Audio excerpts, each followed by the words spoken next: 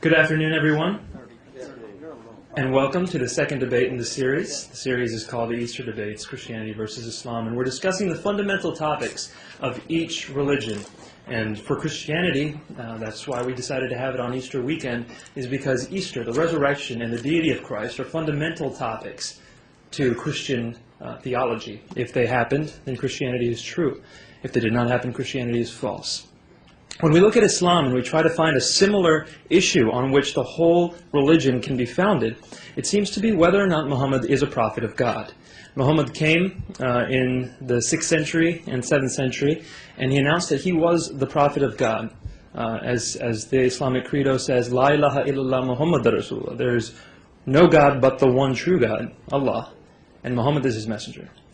So is this true? Is Muhammad a messenger of God? That's the issue of which all of Islam is predicated. So that's what we're here to discuss today. I would like to introduce Zaid Ahmed. Zaid Ahmed is from Boston. He has a degree in journalism, and he is a friend of Sami Zaatari, and Sami chose him to moderate this debate. So without further ado, Zaid.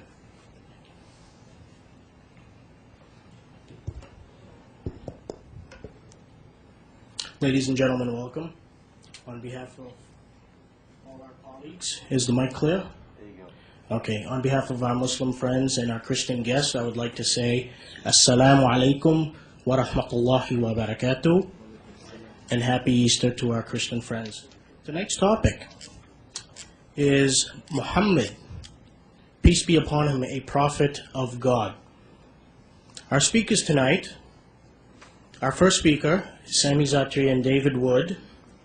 A little bit of background on both of these candidates. David Wood is a PhD student. He is currently engaging in academia with a degree in philosophy, which he is currently pursuing. And he will speak for 30 minutes. He will be the first speaker. And our second speaker is Mr. Sami Zaatari, who has come from UAE. He is originally from United Arab Emirates by way of London, UK. The format will be, ladies and gentlemen, each speaker will get 30 minutes. One speaker will come up, present his evidence, give his case, and then there will be a short interval. After both speakers have spoken for 30 minutes, we will have a break for 5 minutes. Then, following this will be the rebuttal period, where each speaker will get 15 minutes for the rebuttals. At this point, there will be a crossfire between both of the candidates, which will be increments of 5 minutes. It will be 5 groups of 3 minutes each on the rebuttals. So without further ado, I'd like to introduce the first speaker, Mr. David Wood. Without further ado, please come to the mic. Thank you.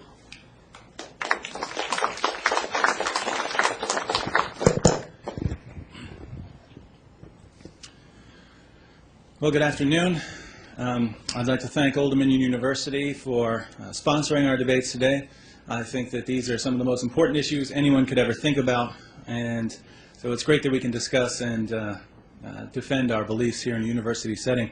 I'd also like to thank Sami for agreeing to debate the prophethood of Muhammad. There aren't a lot of debates on the prophethood of Muhammad. There are dozens and dozens of Muslim debaters in the world, but I only know of about 4 who are willing to debate this particular topic, and Sami is one of them. So I certainly respect his confidence and his willingness to subject his prophet to scrutiny. I've been studying the life of Muhammad on and off for about 14 years. I began studying Islam when I was still an atheist, even before I ever investigated Christianity.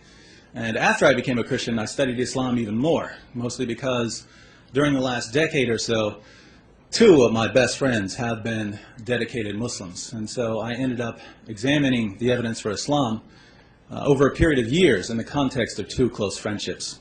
And I would say that the best context for discussing Christianity versus Islam is a careful dialogue between good friends, because this is a huge issue, and a careful dialogue will take years. And without strong friendships to bind people together, conversations of this sort will often end rather quickly in anger and resentment. Now, friends can get angry too, and I can vouch for that with my Muslim friends. But at the end of the day, you know, when your friends criticize your beliefs, they're ultimately doing it because they care about you, not to wish hell upon you or anything. So that's important. And as the Bible says, faithful are the wounds of a friend. The second best way to discuss these issues is public debate, where we can lay our evidence on the table, we can respond to one another's arguments, and everyone gets to hear both sides of the story. But presenting two sides of an issue means that whatever side you're on, you're going to hear some things that you might not agree with, some things that might make you uncomfortable, some things that might even upset you. And that's just part of debate. We're not here for an interfaith picnic. We're not here to pretend that the differences between Christianity and Islam don't matter. We're here to seek the truth about God and His messengers, even when it hurts. So throughout this debate, I'm going to speak the truth, and I'm not going to pull any punches, because I assume that if you showed up to this series, if you showed up to a series of debates on Christianity versus Islam, you are prepared to have your beliefs challenged and criticized. Now, I have to say, it's not my goal to offend anyone here, but there is just no good way to bring up certain topics, whether we're talking about Christianity or Islam. There are certain issues that need to be addressed, and yet those issues are very hard to bring up because they're sensitive issues. Lots of people, especially here in the West, hold that it's wrong to criticize anyone else's beliefs. I personally don't see how either Christians or Muslims could hold that view, because both the Bible and the Quran are filled with criticisms of other people's beliefs. And so we have to agree that there is a place for criticizing one another's views. One of the sad things is that often when these criticisms are raised, and like it or not, Christianity is being attacked around the world, Islam is being attacked around the world, usually there's no one there to defend the beliefs that are being attacked. And so I would say that the best thing to do is to raise these criticisms in an environment like we're having this weekend, where there's always someone to respond to any objection that's raised. Here in my opening statement, I'm going to explain why I don't believe that Muhammad is a prophet of God. I'll do this by offering a positive case against Muhammad's reliability, and by responding to some common Muslim arguments and showing why these arguments fail. I'd like to begin, however, by saying a few words about methodology, because we need a sound method in order to arrive at the truth. If we have a flawed method of examining and weighing evidence, we run the risk of coming to false conclusions. Now, my method is simple, and I use the same method whether I'm investigating Christianity or Islam. Step 1, I go to the earliest historical material. Step 2, I apply the principles of the historical method so that I can separate strong, reliable data from weak, unreliable data. And step 3, I put all of the reliable data together and I base my claims on the facts. That's the method you'll see me use today as I debate Sami on the prophethood of Muhammad, and it's the method you'll see me use tomorrow as I debate Shadid on the resurrection of Jesus. But what about the Muslim method of investigation? I obviously can't speak for all Muslims, because Islam is very diverse and different people are bound to investigate Islam differently. But I can give you an outline of the methodology used by certain Muslim apologists who are growing in their popularity, because this method seems to be quite standard. Step 1, if you're examining an early source and you find something you don't like, just throw out the source. Say it's been corrupted and move on.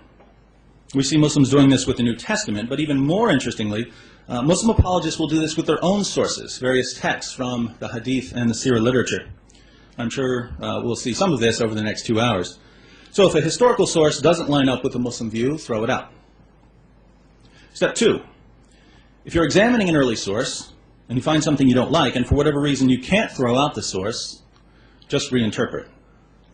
Muslim apologists reinterpret in 2 important ways. First, they reinterpret the meaning of various passages in the Quran and the Hadith. And second, they reinterpret Muhammad's motives when Muhammad's actions seem objectionable. So if you can't throw out a source, reinterpret it. Step 3, if you're examining an early source and you find something you don't like and you can't throw out the source and there's no way to reinterpret it, just commit what's called the tu quoque fallacy. You commit the tu quoque colloquy fallacy when instead of actually answering an important objection, you just point your finger back at the person making the objection. So suppose you catch me telling a vicious lie, and you say, David, you just lied. And then I respond, well, you've lied too. Do you see the problem with this response? Even if it's true that you've lied, and it is, it wouldn't change the fact that I had lied and that I'm accountable for my actions. Now, we see this approach quite often when we investigate the life of Muhammad. Whenever Muslim apologists can't answer a certain objection, they immediately point to another religion and say, well, look at all the problems in that religion, as if this makes Islam's difficulties go away. This is the tu quoque fallacy. So these are the three pillars of an apologetics method that's becoming quite common on the internet and in various texts by Muslim apologists. Throwing out sources, reinterpretation, and the tu quoque fallacy. Now many of you who are Muslims are thinking, no, that's not the method we use. And all I can say is, I promise that you will see this three-step method over and over again over the course of these debates. All right, now that we've seen how my method compares with the method used by some Muslim apologists, let's see how these competing methodologies play out as we investigate Muhammad's reliability. From a Christian perspective, Muhammad's most interesting claims are his claims about Jesus. We'll be discussing this much more tomorrow when we debate Jesus' death, resurrection, and deity. But I think it's important to note here that Muhammad made several claims that just don't line up with history, claims about Jesus. For instance, Jesus' death by crucifixion is regarded by many historians, even non-Christian historians, as one of the best established facts of ancient history. And yet in the Quran, Surah 4:157, we read that Jesus wasn't killed and wasn't even crucified. That's a problem. You see, when Muhammad makes a claim that's open to historical investigation, and we go to the evidence and we find that all of history says that Muhammad was wrong, well, that's at least some reason to think that maybe he wasn't getting his revelations from God. Islam faces this problem not only when we consider Jesus' death, but also when we consider his birth. According to Surah 19, Jesus began preaching as soon as he came out of Mary's womb. Now, the obvious difficulty here is that no one in the first century reports this, and certainly some of the early Christians, if this were known, would have reported this. But there's an even bigger problem. We know where this story comes from. It comes from the Arabic infancy gospel, which scholars unanimously reject as an obvious forgery. This is a pattern we find over and over again when we examine the Quran. Muhammad tells a story, and we can trace this story back to a forgery or to some other historically inaccurate account. Let me give you another example. In the Bible, Genesis 15, we're told that God called Abraham out of Ur of the Chaldeans. In the Babylonian language, Ur just means city. But in the first century, a Jewish rabbi named Jonathan ben Uzziel was translating Genesis 15 into Aramaic, and he came across the word Ur. Now, Jonathan didn't know Babylonian, so he confused the Babylonian word Ur, which means city, with the Hebrew word Ur, which means fire. This caused him to mistranslate the passage. Instead of saying that God delivered Abraham out of Ur, the city of the Chaldeans, Jonathan's mistranslation said that God delivered Abraham out of the fire of the Chaldeans. Now, why is this important? Well, Jewish writers ran with this idea of Abraham escaping from the fire. And soon the Talmud contained all kinds of stories of Abraham being thrown into the fire by the Chaldeans and being miraculously rescued by God.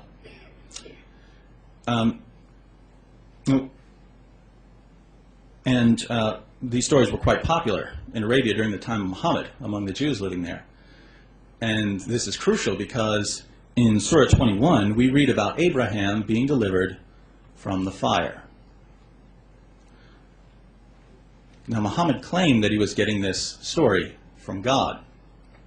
But we know from history that this entire idea of Abraham being delivered from a fire was based on a mistranslation. So what makes more sense here? That God also mistranslated the word Ur? Or that Muhammad was getting his information from the people around him? It's not surprising then to read in Surah 6:25, 8:31, and 25:5 that Muhammad's contemporaries were accusing him of copying various tales in the Quran from earlier writers. Needless to say, these historical inaccuracies, and there are many more, certainly call into question Muslim beliefs about the Quran. Another problem we find when we examine the Quran is that some of Muhammad's revelations seem too convenient, and I want to try to put this as nicely as possible. Some of the revelations seem morally convenient. The only point of certain verses in the Quran is to justify Muhammad's behavior. For instance, consider Muhammad's wives. Surah 4:3 says that Muslims can marry up to 4 women. But we know from history that Muhammad had a lot more than 4 wives. Zaatari says that Muhammad married 15 women and consummated his marriages with 13 women. We also know from various passages in Al-Bukhari that Muhammad had at least 9 wives at one time. Some say 11 at one time. Now, if the Quran says that men are allowed to have no more than 4 wives, why did Muhammad get more?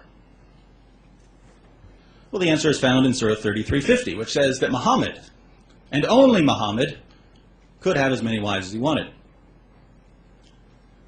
Think about that. The Quran lays down a rule for Muslims saying they can have up to 4 wives. And Muhammad receives another revelation giving him and him alone special moral privileges.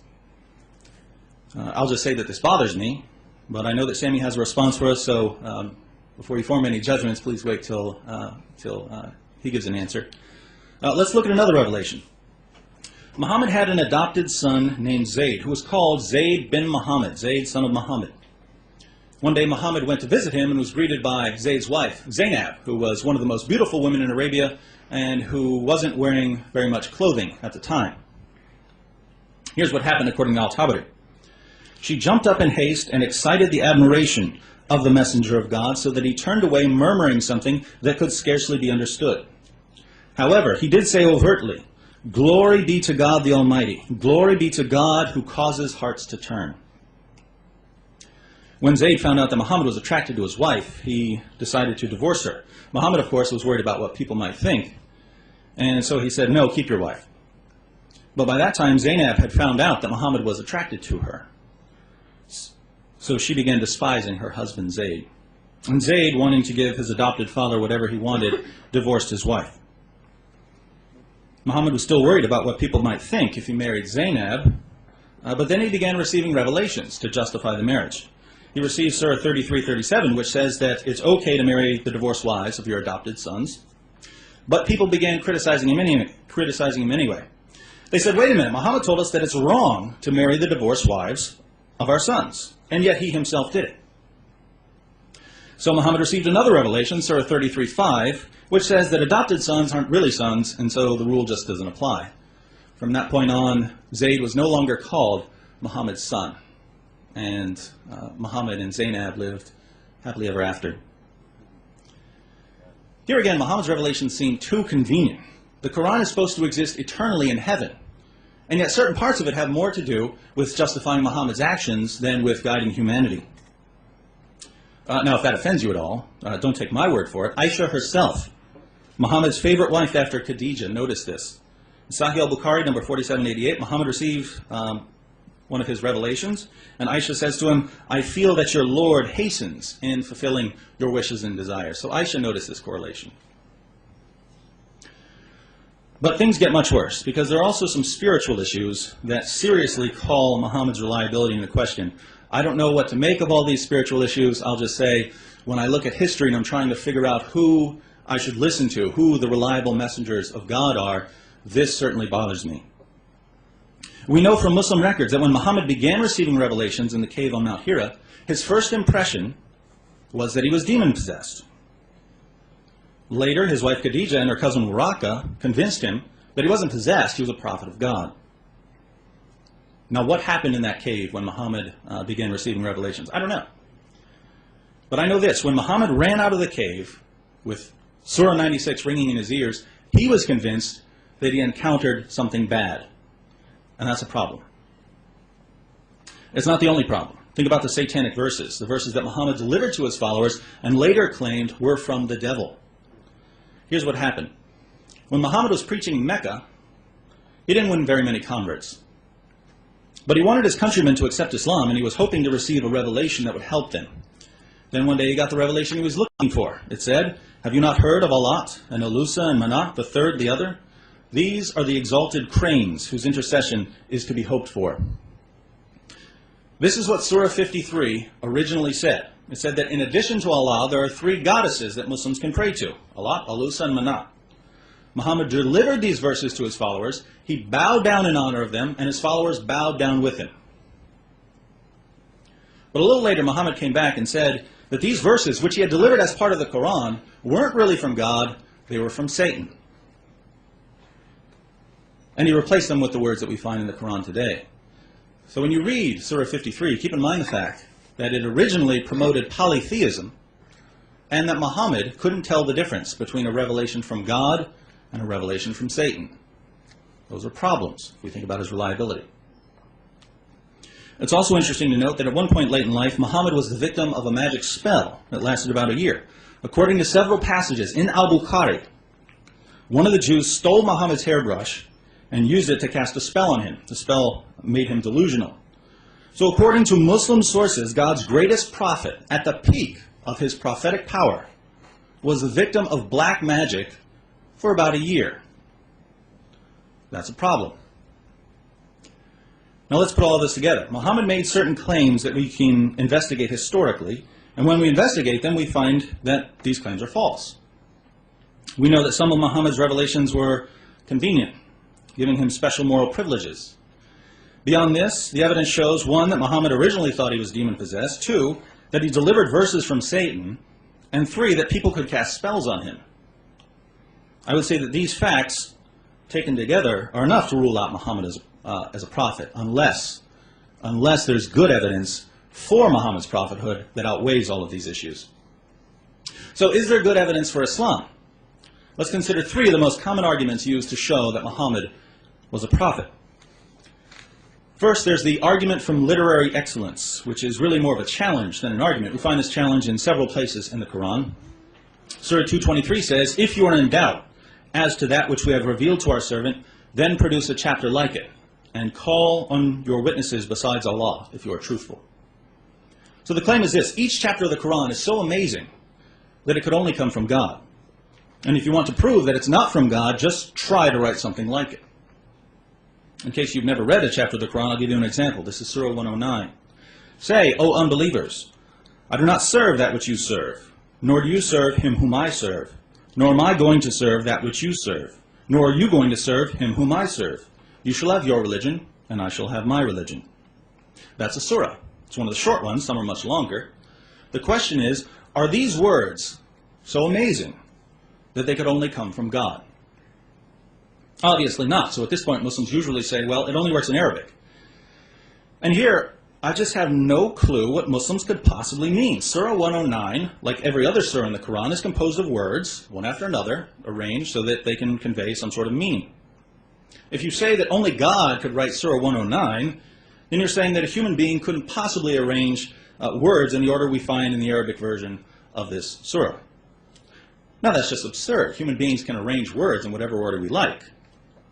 And so the Muslim claim makes no sense, at least to me. Just imagine what you would think if one of Shakespeare's fans said that if you can't write a play like Romeo and Juliet or a play like Hamlet, you have to admit that Shakespeare was inspired by God. This argument wouldn't impress anyone. But even if we take the argument from literary excellence seriously, we only need to do a little historical research in order to learn that Muhammad's challenge has been met over and over and over again for nearly 14 centuries. Now, I know what the Muslims in the room are thinking. No, everyone who has tried this has failed. Well, failed according to whom? To Muslims? I'm not sure that Muslims are impartial judges of the literary quality of the Quran. But besides this isn't a challenge for Muslims. This is a challenge for unbelievers. Muslims aren't the judges here. Supposedly, when a person tries to write something like a chapter in the Quran, he'll find that it just can't be done, and he'll feel ashamed. But that's not what happened, and we know that this isn't what happened even in Muhammad's time. In the early Muslim sources, we read about a man named Al-Nadir. When Muhammad was in Mecca, Al-Nadir used to follow him around. When Muhammad would deliver a passage from the Quran, Al-Nadir would say, "I can tell a better story than that." Then he would stand up and recite some verses of his own. And he would challenge the listeners and say, in what way is Muhammad's story better than mine? What was he doing? He was doing exactly what the Quran says unbelievers can't do. And people have been doing it ever since. So this argument fails on multiple levels. Second, there's the argument from scientific accuracy. Muslims argue that Muhammad's miraculous scientific insights are proof that his message was from God. Muslim apologists point to certain claims in the Quran and the Hadith. They give these claims a scientific interpretation, and then they ask, how could Muhammad have known this? Now, based on the examples I've examined, I can say that I've never seen anything that looks like a miraculous scientific insight in either the Quran or the Hadith. But even so, there's a tremendous problem with this argument. What do you do with all the scientific inaccuracies in the Quran and the Hadith? I'll give you a few examples.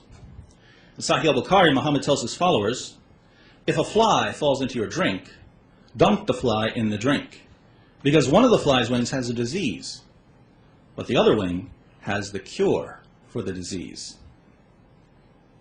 Is that scientifically correct? No, flies don't spread cures for diseases on their wings. In both Sahih al-Bukhari and Sahih Muslim, Muhammad tells his followers that Adam was 90 feet tall, and that people have been shrinking since the time of Adam. Is that correct? No, it's physically impossible for a human being to be anywhere near that tall. In Sunan Abu Dawud, we read about a situation in which some of Muhammad's followers needed water. They asked Muhammad whether it was okay to drink water from the well of Buddha, or to use water from the well of Buddha, I guess for washing or something, which was filled with dead dogs, used menstrual cloths, and human excrement. Muhammad replied, truly, water is clean and is not defiled by anything. Really? Not even by dead dogs and human waste? So we read things like this in the Hadith, but what about the Quran? Well, Surah 1886 tells us that Alexander the Great traveled so far west, he found the place where the sun sets. According to the Quran, the sun sets in a pool of murky water. You know what stars are? According to Muhammad, Surah 37, Surah 67:5, and the Hadith tell us that stars are missiles that God uses to shoot demons when they try to sneak into heaven. When you see a shooting star, it's because God became angry and hurled a star at a demon. In Surah 27, ants talk to Solomon. In Surah 86, we learn that sperm are produced between the ribs and the spine. And according to several verses in the Quran, humans come from a clot of blood. Obviously, Muhammad made many claims that are scientifically false. Now, I'll be honest, these scientific errors don't bother me at all. I don't expect someone writing in the 7th century to have a modern scientific worldview, even if he is a prophet. That's not what I'm arguing. All I'm saying here is that the argument from scientific accuracy, the argument that says we know that Muhammad was a prophet because of his scientific accuracy, this argument fails. Third, there's what we might call the argument from moral excellence, which goes something like this. If you look at the life of Muhammad, you'll see that he was so wonderful, that his character was so flawless, that his life was so amazing. He must be a prophet of God. It's quite common to hear Muslim apologists say that Muhammad liberated women, that he was against slavery and cruelty, that hearts melted as people heard his loving, peaceful words. I have absolutely no clue what sources Muslims are reading when they say these things. Now, don't get me wrong, Muhammad had many good qualities. He was courageous. He was dedicated to prayer and to helping orphans and widows. There were times when he was very merciful. The problem is that Muslims tend to exaggerate all of Muhammad's good qualities and to completely ignore other things which would be objectionable. For instance, the early Muslim records are filled with acts of extreme brutality by Muhammad and his followers. Assassinations, beheadings, and torture. We find Muhammad ordering his followers to kill people who insult him, to kill people who write poetry against Muslims, and of course to kill people who leave Islam. If you'd like details, let me know. As Muslims in the room know, the Quran allows men to have sex with their slave girls and female captives, those whom your right hands possess. We find this in Surah 4:24, 23:6, and 70:30. Surah 33:50 specifically grants Muhammad the right to have sex with his slave girls, and we know that he took advantage of this verse because he eventually got one of them pregnant, Mary the Copt. Most people today would say that it's wrong to have sex with your slave girls and captives in battle. Here we could also think about Muhammad's relationship with his wife Aisha. It's a historical fact that Muhammad had sex with a 9-year-old girl named Aisha. Now you can say, well, this was a different culture, there were different rules back then, fine. But the fact remains, most people in the West at least would consider this immoral. Certainly not what we would expect from the greatest man in history. And this is just a sample of the details we find in the early Muslim literature. There's much more we could talk about. Muhammad winning converts by robbing caravans. Muhammad starting a war with Mecca when he could have lived in peace in Medina. Muhammad beheading hundreds of Jews who tried to defend themselves when they realized that they were being eliminated. Muhammad enslaving people, selling slaves, trading slaves, and so on. No one who isn't already a Muslim would look at Muhammad's life and conclude that he was the greatest human being who ever lived, or that because of his great character, he must be a prophet. As far as I'm concerned, you can do whatever you want with the moral issues I'm raising. The only point I'm trying to make here is that the argument for moral excellence, since it appeals to people's moral sense, their sense of right and wrong, in order to determine that he's a prophet, is going to fail, just like the argument from literary excellence and the argument from scientific accuracy. There are, of course, other arguments that Muslims use, but they're, I think, even weaker than the 3 I've already addressed. So I would say that all of the arguments used by Muslims fail. Now, if I'm right about this, then there's just no good evidence for Islam, and that means that we're left with numerous problems and nothing to outweigh these problems. Just to review, I've argued, 1, that the Quran is filled with historical inaccuracies, and that this calls into question Muslim beliefs about the Quran. 2, that some of Muhammad's revelations are extremely suspicious, because they seem to have no purpose other than fulfilling his desires. And even Aisha noticed this. And 3, that Muhammad's belief that he was demon-possessed, combined with the fact that he admittedly delivered revelations from the devil and was a victim of black magic, destroys his credibility.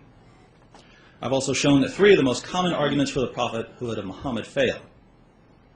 And how do modern Muslim apologists respond to all of this? Well, I've described the 3-step method used by many popular Muslim apologists: throw out sources, reinterpret, and commit the 2 quoque fallacy. It's no secret then that in the course of this debate, I expect Sami to throw out a lot of historical material, to reinterpret several passages, and to attack Christianity and the Bible whenever possible in order to divert our attention away from the issue we're discussing, namely Muhammad. Now, I hope I'm wrong. I hope Sami surprises me and uses a sound method of investigation, but we'll see what happens. To win this debate, Sami will need to do 2 things. First, he'll need to show that the arguments I presented are somehow weak or flawed.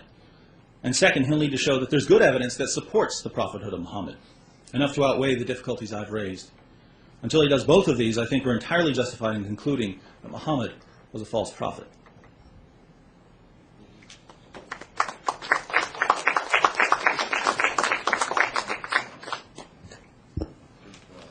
Ladies and gentlemen, please another hand for David Wood.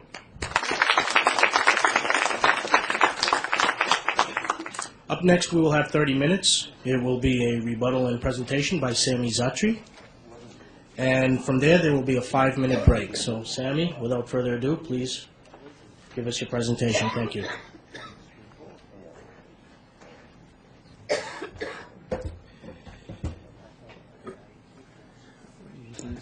Can you all hear me good? Or does it sound good? Or okay.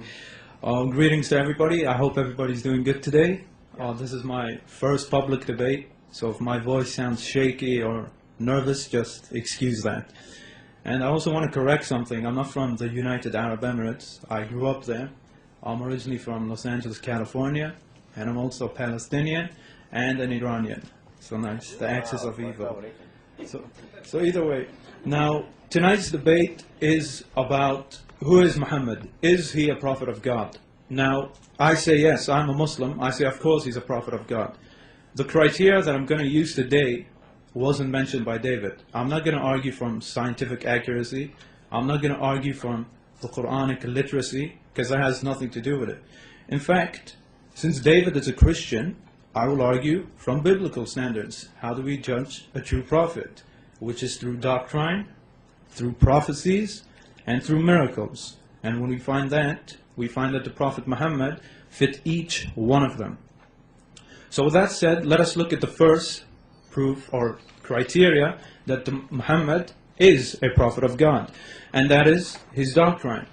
When we read about the doctrine of what the Prophet Muhammad brought, basically narrated in Bukhari, Volume 1, Book 2, narrated by Ibn Umar, the Prophet Muhammad basically said Islam is built on five pillars. That there is no God but God, that we should pray, that we should fast, that we should give money to the poor, and that we should perform the Hajj.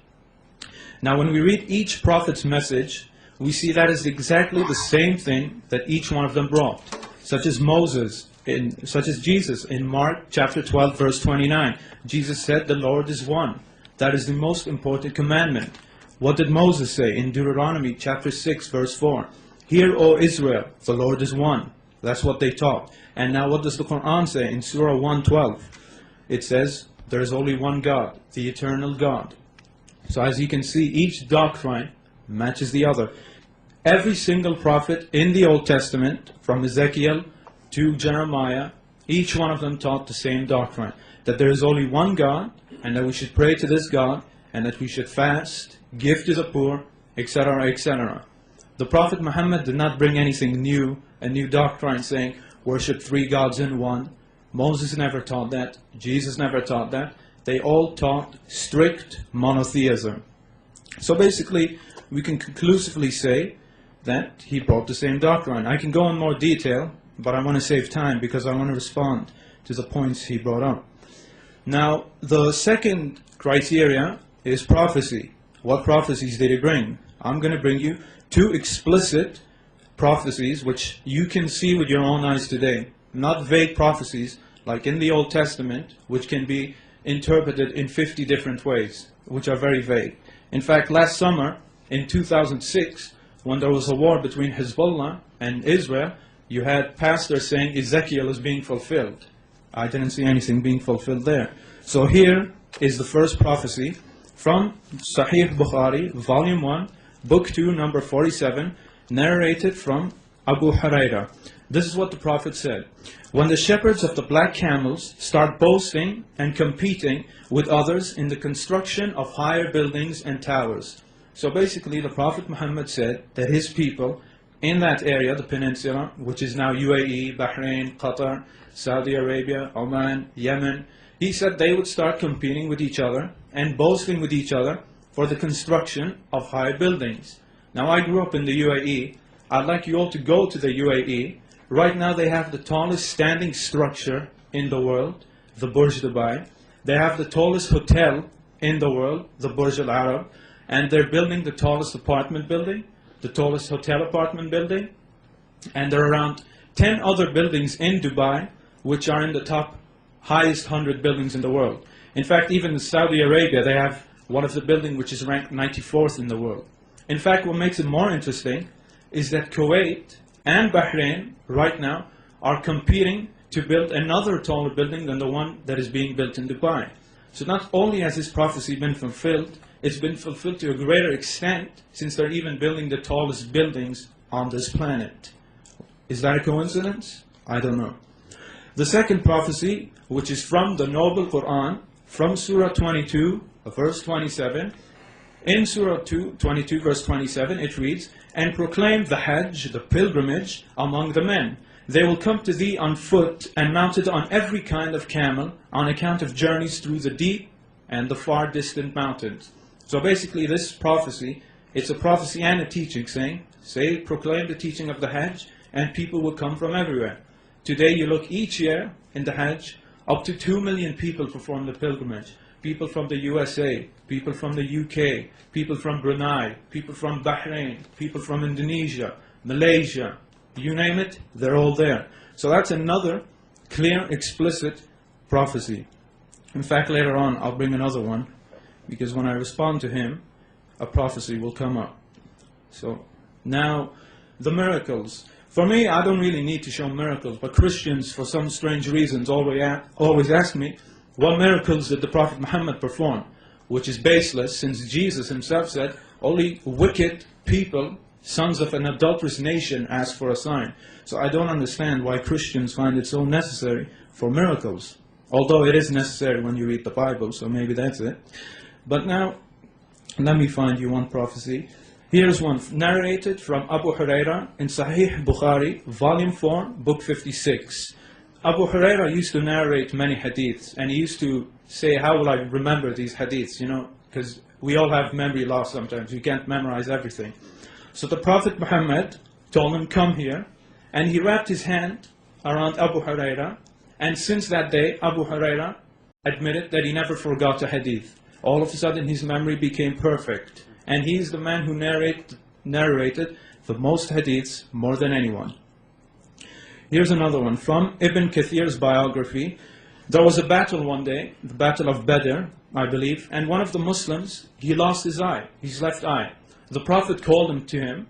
The Prophet spat in his eye, and his eye became the healed one. His eye healed, and it became the better eye. So, if that's not a prophecy, then I don't know what is. When your pupil comes out, and a man comes, spits in it, and it becomes the better eye. So these are just a few miracles for you. There are many more, but for me, I don't really need miracles to prove my faith.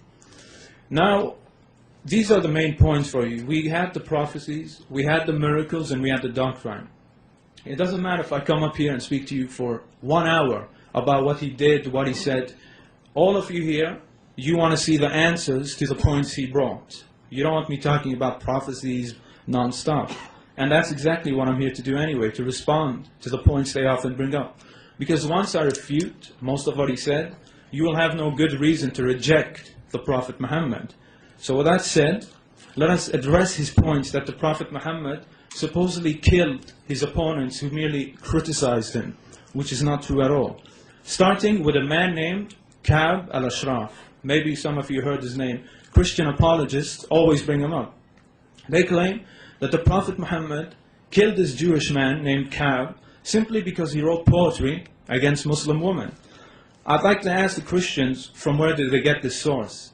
In fact, the Christians, they read from a book called Ibn Ishaq, which, in fact, if you go read Ibn Ishaq's book, on page 300 something, I'll give you the page later, it's hard to find here, but if you read Ibn Ishaq's book, he himself says the Prophet Muhammad had Ka'b killed because he was instigating violence against the Muslims.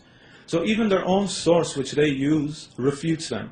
So I would like to ask the Christians, from where did you get this basis, this false basis, that the Prophet Muhammad killed Ka'b for simply criticizing him? In fact, let's refute you even more. From pages 5 to 7, in Ibn Kathir's biography, which he quotes from Ibn Ishaq, we read that Ka'b al-Ashraf went to Mecca, which is basically the pagan stronghold of the pagans, of the Quraysh, and he incited them for violence. He told the pagans, rise up and go fight against the Muslims. And he did not leave until each pagan got off their feet and was ready to kill a Muslim. That would be like someone here going to Afghanistan and going to a cave and telling some men, let's go fight the Americans and let's go to America. And if they all get up and go fight, obviously the CIA is going to do something about it. So either way, that is exactly what happened. This man went to Mecca and he instigated violence and war against the Prophet. It makes no difference if you carry a sword or you're the one who orders it. In fact, a treaty was made between the Muslims and the Jews that no one would have alliances with the pagans. And if they did have alliance with the pagans, then they would suffer the consequences. So it is his own fault of what happened. He was not killed for merely criticizing the Prophet. And I challenge him to show it to us, but he won't be able to show it to us because his own source refutes him. Now what about the man named Abu Affaq and Asma bint Marwan? These are two other people who supposedly got killed for criticizing the Prophet. First of all, let us start with the Jewish man named Abu Affaq. I'm sure many of you will hear it later. This is the exact same case as the previous man. We read in the Sariya of Umair ibn Adi and the Sariya of Salim bin Umair, which is basically accounts. We read that this man, Abu Affaq, did the same thing that Ka'b al-Ashraf did. He instigated the people to fight the Prophet. So therefore he was an enemy combatant. What about Asma bint Marwan? She did the same thing. She wrote poetry instigating people to fight the Prophet. So therefore they got what they deserved for instigating violence. In fact, David Wood has to be consistent. He's trying to pull a rug over us by saying the two-quo fallacy. I'm debating a Christian tonight. He must follow biblical standards to attack the Prophet. I challenge him, where in the Bible does it say it's forbidden to kill someone who speaks against you? In fact, it says the opposite. In Leviticus chapter 24, verse 16, it says that anyone who blasphemes against the Lord should be killed. Tomorrow when I debate Nabil on Jesus, what I'm doing is blasphemy. I should be killed according to the Bible. So therefore, I don't know from where he's getting his arguments. Let us assume that the Prophet simply killed them for criticizing him, which he didn't. Even if he did that, that wouldn't make him a false prophet according to the Bible. And some people might say insulting a prophet isn't blasphemy. Well, it is, because the prophet has God as his witness. If you call a prophet a liar, you're calling God a liar. What is that? That's not blasphemy? So either way. Now what about the Jews? He brought up the point that the Prophet Muhammad slayed the innocent Jews. Well, first of all, when the Prophet Muhammad went to Medina, which is the city beside Mecca, the Prophet Muhammad and the Muslims, they made a treaty with the Jews, which is outlined in pages 231 to 234 in Ibn Ishaq's book, and pages 213 to 214 in Ibn Kathir's. I'll give you a summary of what the Muslims and the Jews agreed upon. Both groups agreed that the Jews would have their own religion, and the Muslims would have their own religion. They also agreed that the Jews are one nation with the Muslim. So much for anti-Semitism. They also agreed that the Jews would bear their own expenses and the Muslims would bear their own expenses. They also agreed that the Jews and the Muslims would help each other in war. So if a Jew was getting attacked by the Quraysh, the Muslims would help them in the war. And another agreement was, those who help the Quraysh, such as Ka'b, will get no protection and they will become an enemy combatant. And another agreement, whoever kills or fights a Muslim, or vice versa, whoever kills or fights a Jew, they will come under justice and they will be punished. They both agreed to these treaties. So anyone who breaks these treaties should not cry when the consequences arrive. So what about the Bani Qaynuqa? That's one of the Jewish tribes. They're called Bani Qaynuqa. They were the first tribe. I think he'll bring them up, or some other apologists will bring them up. They claim that the Prophet Muhammad kicked them out for no reason. First of all, if you read what happened, the whole story is this. There was a Muslim lady who was walking into a marketplace of these Jewish people. And when she sat down, one of the Jewish merchants, he put something on her dress, so when she got up, she got exposed. Now there was a Muslim at the scene, so he got very angry, and he ran towards the Jew, and he killed the Jew. Now that is a crime. But what happened, instead of the Jewish people following, saying justice, they lynched the Muslim. So when the family of the Muslim guy saw him getting lynched, they called the other Muslims to come help, and therefore a big battle broke out. So if the Jews followed the treaty, they would have simply arrested the Muslim man, taken him to the Prophet Muhammad, and he would have been dealt with. And what you also must understand, in the Middle East, back then, even today, if you insult a lady's honor, that in itself is almost a death sentence, which even the Jewish people would agree with. So it doesn't excuse what the Muslim did, because he would have gotten punished, but you have to understand the culture back then. So the Jews took the law into their own hands, and they lynched this Muslim, which is against the treaty. Now what about the other tribe, the Banu al-Nadir? Well, the Banu al-Nadir tribe, the Prophet Muhammad went up to the Banu al-Nadir tribe and he told them, you have some expenses to pay for something else. They had their own conflict. So the tribal leaders of this Jewish clan got together and they said, let us kill the Prophet Muhammad. So they found an assassin who was supposed to throw a big rock on the Prophet Muhammad while he laid down. And what a coincidence. God from heaven warned the Prophet Muhammad. Another sign that he is a prophet, because God warned him of the danger. So the Prophet Muhammad found out about the danger and he exposed the Banu al-Nadir and they were expelled.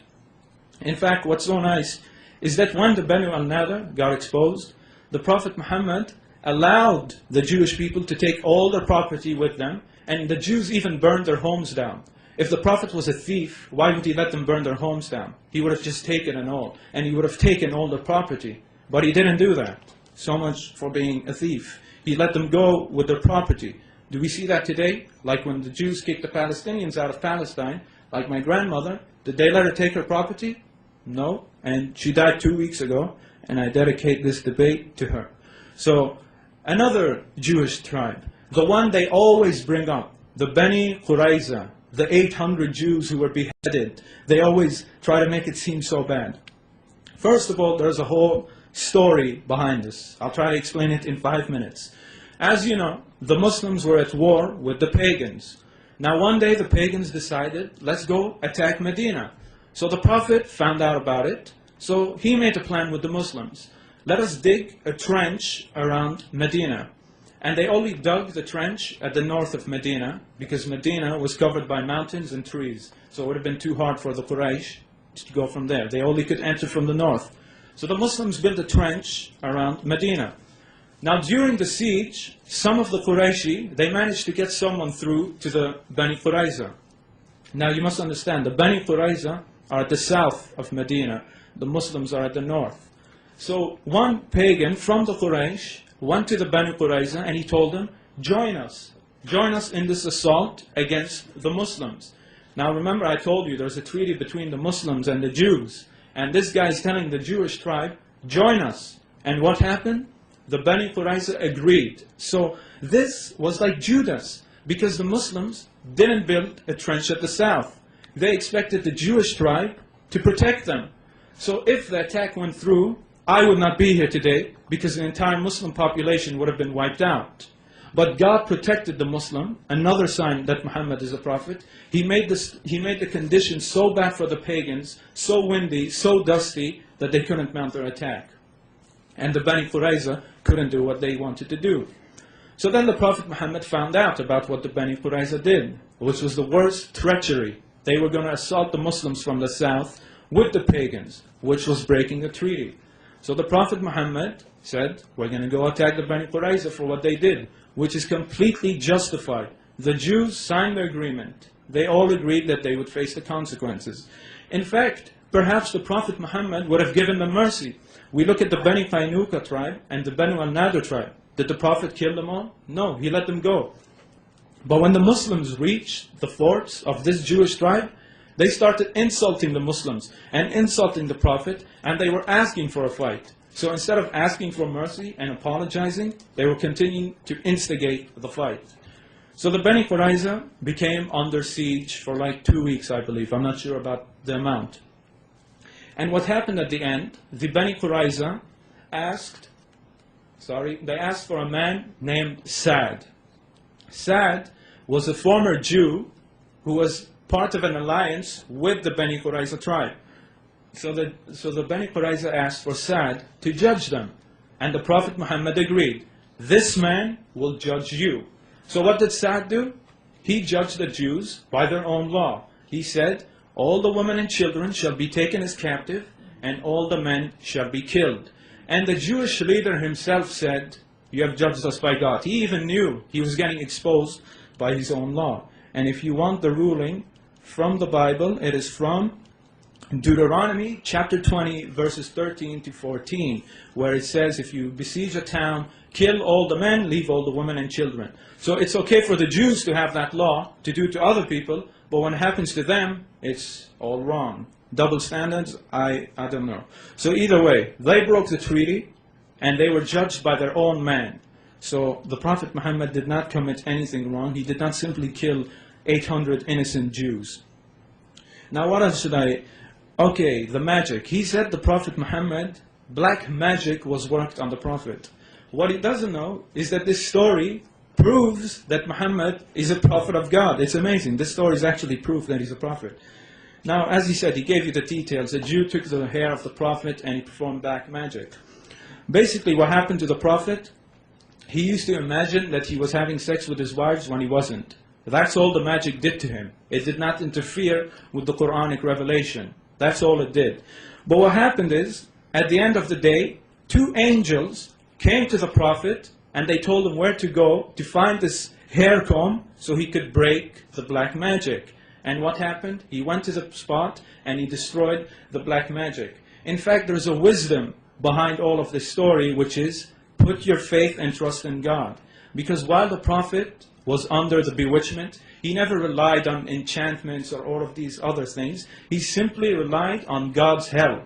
And what happened in the end? God sent 2 angels to the prophet, and he was healed. Now, a Christian has to be consistent. If you want to accept the first part of the story, you have to accept the second part of the story, which is that angels were sent by God to protect and heal the prophet. You can't have it both ways, accept one part and reject the others. You can't have your cake and eat it. So which one is it? So now, what about another thing? What about the satanic verses? First of all, they're not even called the satanic verses, so we should be a bit more respectful, not give it the Christian Orientalist insulting way of calling it the satanic verses. It would be like me calling the Bible a book of porn because of so much sex, but I don't do that. So let us stick to what they're actually called in Arabic. Now this story, although many scholars say it's not authentic, I'm not going to do that because I don't need to. This story proves Muhammad is a prophet. In fact, I hope the scholars say the story is true because it proves he's a true prophet. Basically what happened one day, the prophet was reciting a verse and Satan whispered into his ear and by mistake he said those verses. So what happened the day after or a few hours later? The angel Gabriel came to him and corrected him. Now if the prophet is a false prophet, why is the archangel Gabriel coming to him from God telling him, I didn't send this to you? Does that make any sense? So again, if you want to accept the first part of the story where Satan came to him and gave him these false verses, accept the second part of the story where the angel Gabriel came from God and told him, these are the true verses, get rid of the other verses. In fact, David is selectively quoting the Quran. According to Muslims' belief, other prophets went through the same thing. Other prophets were also deceived for a while by Satan, and the Quran and God helped them, just like in this case. So to a Muslim, this has happened to other prophets. In fact, it would make no sense for David to come up here and say, Satan came back to Muhammad and told him to get rid of these verses.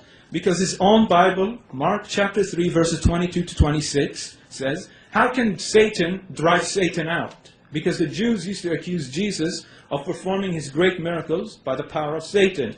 And Jesus told them that doesn't make any sense. Satan cannot fight against Satan. He can't stand against himself. Because if Satan opposes himself, it's a divided nation. It makes no sense. So if you want to accept the story, then you must accept Muhammad is a prophet because the angel came to him, Gabriel, the archangel, and told him of this mistake. So I don't know how that disproves him. What about, he brought up another point. He said the Prophet Muhammad thought he was demon-possessed. Exactly. What he doesn't tell you is the context of the society. The Prophet Muhammad grew up in a society which was completely pagan. He didn't grow up in Palestine where they knew about prophets, where they knew about angels. He knew very minimal. To his people, when a supernatural event happens, they believe it's Satan or a jinn coming to you, a demon. So if I grow up in a society where my parents and everyone tells me that, hey, if something supernatural happens to you, it's a devil. And then something supernatural happens to me, what am I going to think? I'm going to think it's a devil because that's what I'm taught. But if I grew up in Palestine and I know about angels, I know about all of these things, if I have a supernatural event happening to me, I'll say maybe this is an angel. In fact, when the Prophet went to a Christian man, Waraqa, the Christian man was familiar with these things, and he told him it was angel Gabriel. So a Christian came to the defense of the Prophet. So that proves he wasn't demon-possessed. Just because he thought he was doesn't mean he was. It was only because of the culture he grew up in. If he grew up in Palestine, he would have known it was an angel. And I told you, the Christian, you see, the Christian is familiar with the Bible, so he knew this wasn't a demon. He knew this was an angel. The Prophet had no way of knowing such a thing. So therefore, it's inconsistent to attack him and say he thought he was demon-possessed when that's all his society thought. And then he brought up the issue of right-hand captives. I challenge you, any one of you, to show me where it says in the law it's forbidden to have sex with ladies, consensual sex. And I challenge him to show me where the hadith say Muslims raped the right-hand captives. It seems I have to teach him and all of you in a respectful way what Muslims are taught and how to treat our slaves. In Sahih al-Bukhari, volume 1, book 2, number 29, Muhammad said, your slaves are your brothers. Treat them as yourself.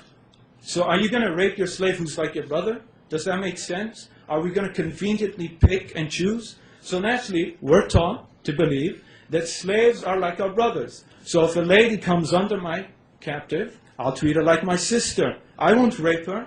And if we have consensual sex, then it's only if she allows me, not me raping her. So, and they do it in the Bible, but I don't want to bring it up. So anyway, and that's not a two-quo fallacy. I'm not debating an atheist. He needs to be consistent, not the other way around, and just say, I can attack you non-stop and forget the rest. So either way, where is the rape? There is no rape. You see, Christians always make things up. And that's what he did in his first statement. He said the Prophet Muhammad borrowed all of these books. Where's the proof? It's all assumptions. Where were these books? They're nowhere. Dr. James White yesterday said the Bible wasn't even available in Arabic in Arabia. They don't have the main Bible, but they have all of these other fake Bibles. That doesn't make sense. Is it there or isn't it there? And you have to prove he copied it, not just assume he did. I can do the same thing with the Bible. It doesn't make sense. You have to prove it and show it, not assume. Just like the raping the right-hand captives. You have to prove it, not assume it. What about the Prophet? He had several wives. And what's wrong with that? He said that's convenient. He forgets that the Prophet had to perform prayers that we don't have to do. He had to do fasts that we don't have to do. If it was convenient, I'd say, I don't pray, you do all the praying. Did the Prophet do that? No. In fact, the Prophet even said he still has to pray when he's in paradise, while we don't. So where is the conveniency? I don't see it. Secondly, the reason why the Prophet had several wives was simple. He used to marry women from enemy tribes. So that in Arabia, when you marry into a family or a tribe, peace comes with you. You become a family. Peace is formed. So when he married into women into enemy families, this made the enemy tribes one with the Muslims. So it brought peace and harmony. This is exactly why he did it. Not simply for his own sexual desires and etc., etc. And again, his great prophet David had 300 wives. That's okay? And this 13 wives is wrong, right? I don't know. Where in the Bible does it say marry one woman? It doesn't. Because if it did, why are so many prophets having more than one wife? And that's not the two-quo fallacy. I want him to be consistent. I don't want to give him a free ride to attack and get away with it. What about raiding caravans? What he forgets to tell you was when the Muslims were kicked out of Mecca, they had to leave all their homes and properties, which the pagans illegally sold. So the Muslims had their own property taken away from them. So therefore, when the Muslims waged war, they raided the caravans and took the property of the pagans. Eye for an eye. There's nothing wrong with that. The pagans started stealing from the Muslims first, and the Muslims hurted their economy. As we all know, economical warfare is part of it. America freezes assets of many people. I don't see any of you complaining, so either way. What else should I bring up? What other points did he bring up? I think Aisha, I hope I have more time. Okay, first of all, I'm going to quote you his own colleague, Sam Shimon. He writes on the same website. This is what his own colleague wrote. You can go find this on answeringislam.org. Sam Shimon said, thus we have a biblical text establishing puberty as the minimum age of marriage. That's what Christians believe, and my time is up. Thank you.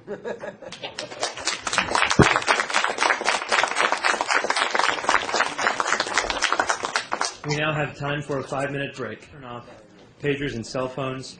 Does anyone still use pagers anymore?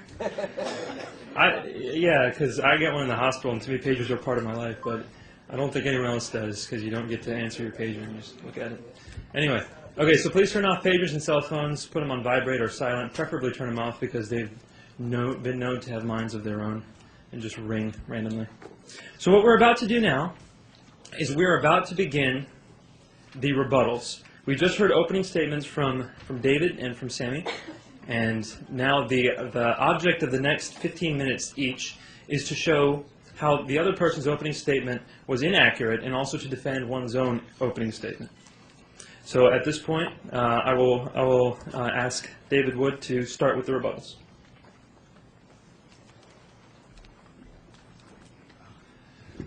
Well, I'd like to thank Sami for that opening statement. I think he's doing a great job, and I think he's going to be one of the great debaters, great Muslim debaters in the future.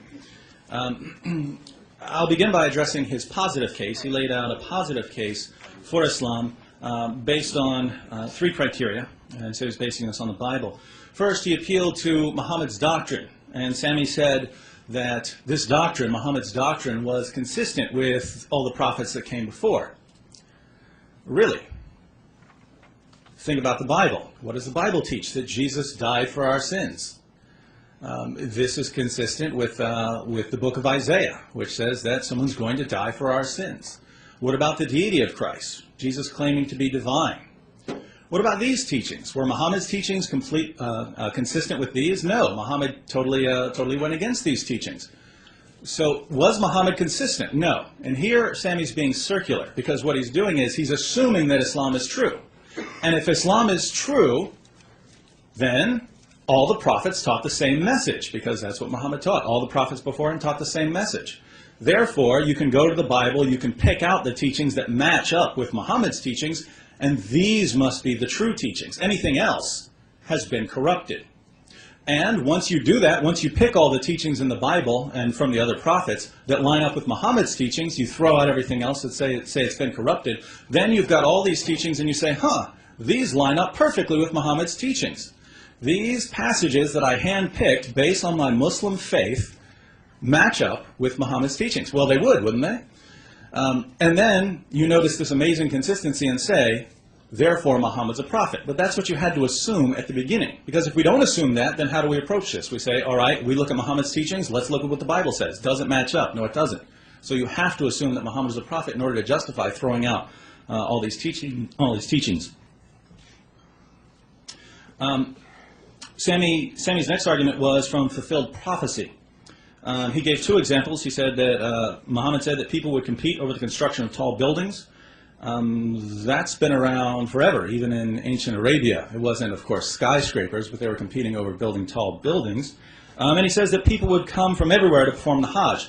Well, they were doing that before Muhammad. That before Muhammad came and had his followers go to Mecca, that was a pagan practice. The pagans did that, and they came from all over the place. This is where Mecca made its money. That's why people were so mad at Muhammad when he was criticizing their idols. So I'm not sure how strong these are, but I'll raise some other problems with this. According to Muhammad, predicting the future is not evidence that a person is a prophet. Let's see what Muhammad says in Al-Bukhari. Some people asked Allah's messenger about the foretellers. These were fortune tellers, people who were predicting the future. He said, they are nothing. They said, "O Allah's messenger, sometimes they tell us of things which turn out to be true." So these people are predicting the future, and they're doing it accurately. Allah's messenger said, "A devil snatches that true word and pours it into the ear of his friend, the foreteller, as one puts something into a bottle. The foreteller then mixes that word with 100 lies." So according to Muhammad, these fortune tellers who are predicting the future were doing it because of a jinn. The jinn would hear something from God, then tell it to the fortune teller. The fortune teller would mix it with lies and then spread it.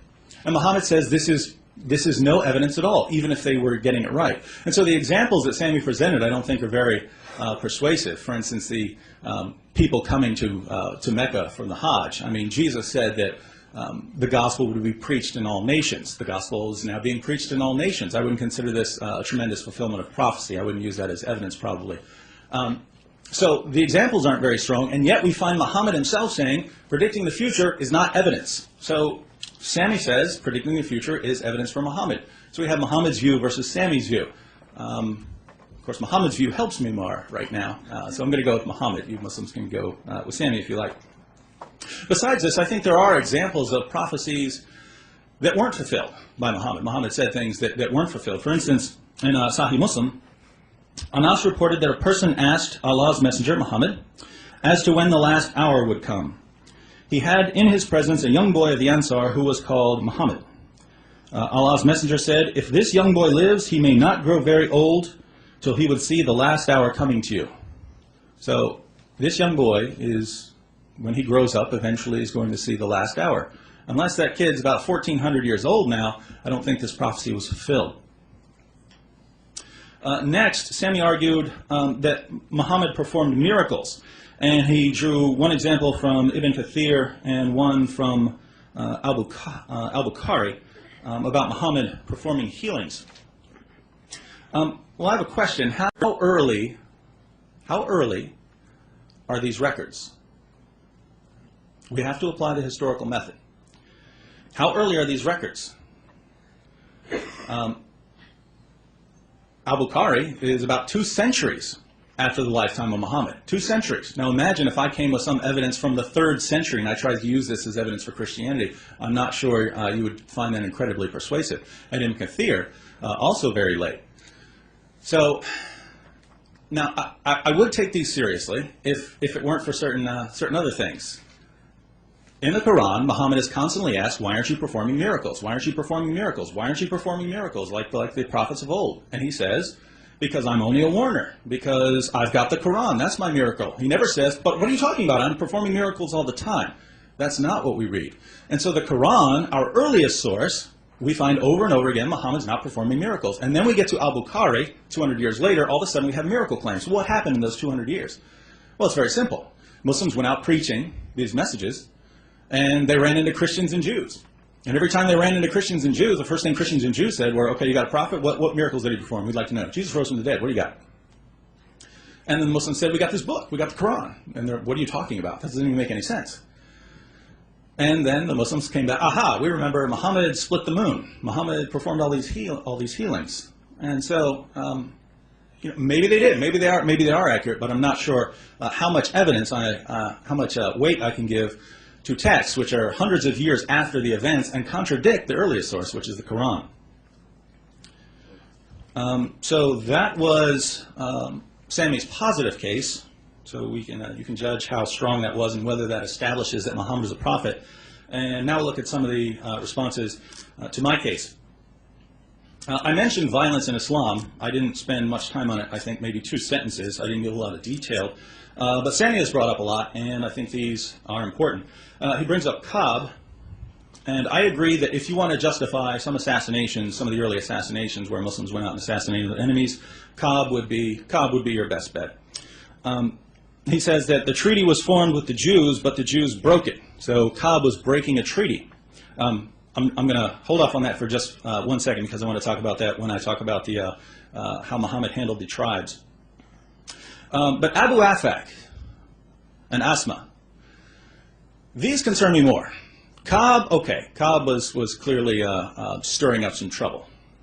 But with Abu Afak, one interesting detail, the guy was more than 100 years old. He was killed for writing a poem. In that poem, he said, you people are turning to Muhammad. You would be better off following one of the ancient leaders of old. He wrote a poem saying that. Muslims, how dare you say that someone should follow someone other than Muhammad? And Sami agrees. He's criticizing Muhammad. He's trying to rile people up against Muhammad. How dare he? And so this guy, who was over 100 years old, was killed in his sleep by Muslims, stabbed through his liver, according to the earliest sources. I'm not sure that's entirely justified. But Asma, I think, was even worse. Her entire criticism of the Muslims was based on Abu Afak being killed. She said, how could you kill this guy who's over 100 years old? How could you do that? And then she criticized the Muslims and said, look, someone needs to stand up against these guys. And the records of how she was killed are very interesting. Muhammad said, who's going to go kill her for me? And someone went in there and found her sleeping in the middle of her 5 children. One had to be pulled away because she was breastfeeding. And then she was stabbed to death. And it was interesting because the next day, Muhammad's, the assassin came to Muhammad and felt bad. He said, Muhammad, she had 5 children. And Muhammad said, don't worry, 2 goats won't butt their heads over her. No one cares about her. Well, I'm 1,400 years later, and I care a little bit. So, I don't know. But there again, her crime was a poem criticizing Islam. And here's the interesting thing. Muslims were doing the same thing. Muslims, we have them recorded. Muslims are writing all these poems against these pagans and Jews, and the Jews and pagans are writing poems back. And the Muslims say, how dare they write these poems? They deserve to die. And well, we have to be consistent here. If it's wrong to write poems against someone else, then okay, then the Muslims are wrong too. Sami says, according to the Bible, blasphemy should be killed, so he should be killed. Well, yeah, if you ignore all subsequent revelation, including the New Testament, which says, love your enemies, love those who persecute you, and so on. I'm not willing to throw out all the subsequent revelation. He brought up the slaughter of the Qurayza Jews and the other tribes. He said, well, they signed a treaty, and then they violated the treaty, so they did deserve, the first two tribes did deserve to be expelled, and everyone else did deserve to die. Think about that. These tribes, which were so bad, Muhammad was called to Medina as a peacemaker. These people were so sick of fighting amongst themselves, they brought in Muhammad as a peacemaker. That was his job. His job was to stop fighting. They were completely sick of it. So they bring in Muhammad as a peacemaker. The first thing he starts doing is attacking Meccan caravans. And he attacked them not once, not twice, not 3 times. He attacked them 7 times before the Meccans finally reacted and said, all right, we're putting a stop to this. So if you're the tribes in Medina, what are you thinking? We brought this guy in as a peacemaker, and he's doing nothing but bringing us war with Mecca. And Mecca is very powerful. And so I would ask you, who broke the agreement? Muhammad is brought as a peacemaker, and he brings them war with Mecca. Did they have a right to back out of this deal? I say they did. Sami brings up the black magic. He said this confirms Muhammad's prophethood. It points you to trust in God. And then he says, I have to accept the second part of the story. Just to give you, just for full disclosure, I don't believe black magic was ever worked on Muhammad. I believe that he was acting weird for a little while, and when he came to explain it, he said, I was a victim of black magic. That Jew over there cast a spell on me.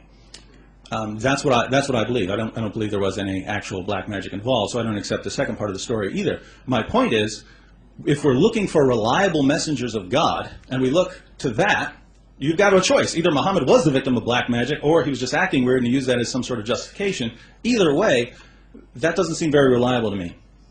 Next, the satanic verses. Sami said, I shouldn't call them the satanic verses. They're insulting. Well, they're verses, and according to the story, they're revealed by Satan. Hence, satanic verses. No insult involved. That's just what they are.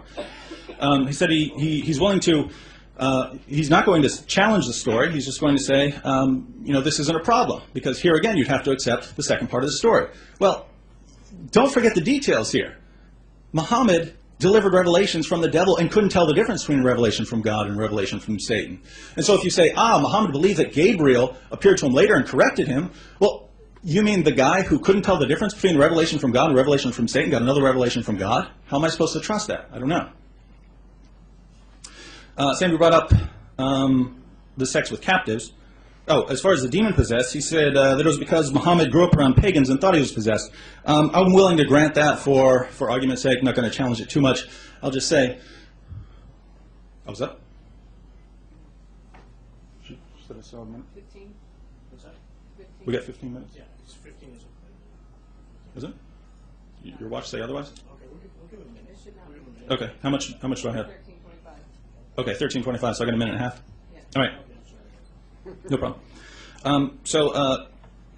Yeah, I'll just grant that for now. Maybe we can talk about it later, Muhammad believing that he was demon-possessed. As far as the sex with captives, Sami says that it was only with consent. I never said rape, but when I asked Muslim apologists about this practice, that is, again, guaranteed in the Quran, the right to have sex with your female captives, they tell me that it was, it's all right, these girls want to reproduce, and it was consensual. Let me give you an example of how this practice was carried out, based on Sahih al-Bukhari and Sahih Muslim. When Muslims conquered Banu al-Mustalik, Muhammad allowed his men to have sex with the women they captured, even though these women were about to be sold into slavery. It's also important to note that the families of these women had just been slaughtered by the Muslims. And yet it was perfectly acceptable for Muslims to have sex with these grieving women who were about to become slaves. Now, do you think these women who were just, their country was just conquered, do you think any of them want to have sex with the people who just slaughtered their families? I would say no. And yet Muhammad said you have every right to go in there and have sex with these women who are about to be sold into slavery. I don't think that counts as consensual sex. And so I think Sami's misinterpreting Muhammad's teachings. We still have to talk about extra wives and raiding some caravans. I'm out of time, so we'll address that in the crossfire.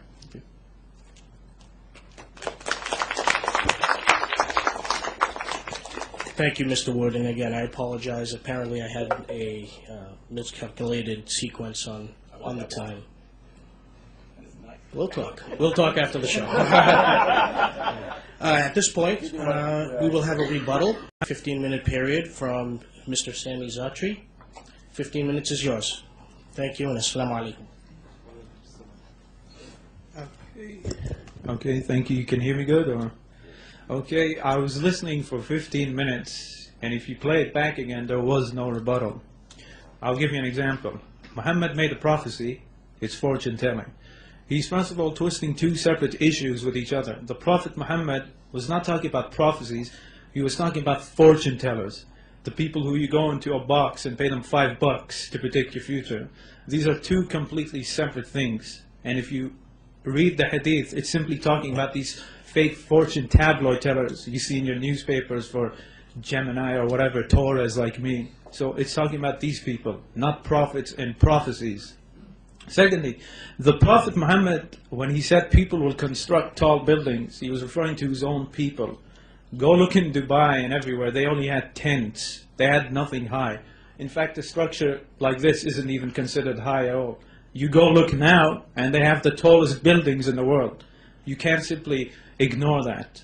What about the Hajj? The Hajj prophecy was made in the Prophet's time. Sure, a few thousand people used to go, but now we have 2 million people going. So there's a big difference. So these are fulfilled prophecies. In fact, I forgot to bring another prophecy. Remember when I told you, when the pagans were coming to attack Medina, and the Prophet dug a trench around it? There was a Persian guy. He couldn't hit a rock. It was stuck. There was a rock and he was trying to dig on it. So he told the Prophet. The Prophet came to him, and he got the shovel, and he hit it. A light came out. He hit it again. Another light came out. And the Prophet told him, the first light means you're going to conquer the Persians. The second light, you're going to conquer the Syrians, the Byzantines. Now think about it. Some of the hypocrites amongst the Muslims said, this guy is saying we're going to conquer the Persians and the Romans, the Byzantines, the strongest people. And look at us now. We're trapped in Medina. We can't even go out. What a coincidence. Like in 20 years later, or 30, I'm not sure which date, the prophecy is fulfilled. So another one. We have prophecies being fulfilled during their lifetime, during our lifetime to see for ourselves. In fact, I'll give you another one right now. Recently in Holland, the police want to legalize public sex in parks. The Prophet Muhammad prophesied that one day humans will be like animals having sex with no shame in public. And this is going to happen within a few years. Another one for you to see. Unlike the Bible, we don't see any of it happening. Only it says wars will happen. That's not really a very good prophecy. I'm giving you specific prophecies, not vague ones, ones you can see for yourselves. So anyway, what else did he bring up? He brought up the issue of black magic. Now he's being inconsistent. First he said it was magic. Then when I show him the magic doesn't disprove anything, he says it's not magic, the prophet's just crazy. Which one is it? So when he gets refuted, he says Muhammad was just crazy, it wasn't magic. So that's inconsistency right there. As for the satanic verses, again, they're not called satanic verses. Even if Satan revealed or gave it to him, the Bible has sex. Should I call it a book of sex? I call it the Bible. Let's call things by their names. In fact, I repeat, the satanic verses were meant as an insulting way, not a way to describe what happened. Another point he brought up, which is so inconsistent. He said the Prophet Muhammad came to Medina as a peacemaker, but he brought war with the pagans. When the Jews signed the contract, they very well knew that the Prophet had problems with the pagans. They could have said, no, we don't want you here. But they signed it. And they even said, we won't help the Quraysh. So they knew the problems. On top of that, the Jewish tribes had many problems themselves. But the Prophet still said, I'd help you. So either way, that's a very weak response. It doesn't make sense because the Jews knew what they were signing into. They knew there were problems with Mecca. So if they didn't like it, they wouldn't have done it in the first place. And secondly, the Jews and the pagans actually didn't have problems with each other. The Jews were always going to the pagans trying to fight with the Muslims, like Ka'b al-Ashraf, like the Bani Qurayza. And it's good, he concedes the fact on Ka'b, which he brought up in another debate. I'm glad we refuted that point. And then he tries to appeal to your emotions. Oh, Abu Affaq was 100 years old. So what? Your Bible says old people will go to hell if they don't accept Jesus. A few years ago, a Palestinian man named Sheikh Ahmed Yassin, he was fired, he was killed with a rocket on his wheelchair in Palestine. And they said he was planning all these terrorism attacks. He couldn't even talk. Did anyone speak out against that? And I'm not trying to justify the man, I'm trying to use consistency. I didn't see any of you protesting about it. And you say what? Israel is the chosen people, and they killed a man in a wheelchair. So either way, his age means nothing at all. You insult God, it doesn't matter if you're 500 years old or 1,000 years old or 50 years old. You're going to get killed for it, and says your Bible. In fact, the Quran doesn't even say kill people for blasphemy. It doesn't say that. Your Bible does. And these men who were killed were not killed for simply speaking out. You can go read the biography by Muhammad Hayqan, and you'll see that these people instigated violence. They didn't just trade back and forth poems. In fact, he refuted himself. He said the Jews and the Muslims always used to write poems against each other, which is true. Then why weren't all those Jewish poets, which were in the hundreds, why weren't they all killed? That doesn't make sense. And then he's being inconsistent again. He says, when I bring up miracles of the Prophet, these came 200 years later. Wrong. You can find all of these in Ibn Ishaq's book, which you also called in your last book, in your last debate, the earliest source. I quoted you from Ibn Kathir about the eye, which he got from Ibn Ishaq. So he even verifies Ibn Ishaq. But now they play the double standards. When I show them a miracle, they'll say they made it up. But then they'll go to the same source to use it. And when they get refuted, they'll concede the fact and say, okay, it's something else. Which is what we're seeing right now. What other points he brought? What other points? Oh, again, with the right hand captives. Did he refute anything? Did he refute anything of what I said? He brought up again, appealing to your emotions. What if she doesn't want to have sex with you? Well, you don't have sex. It's as simple as that. I gave you the hadith that says, treat them like your brothers. Do you rape your brother? Unless you're sick, you won't do that. So again, it says, don't rape them or anything. So if they don't have sex, you don't have to have sex. Where did anyone say you have to have sex with them?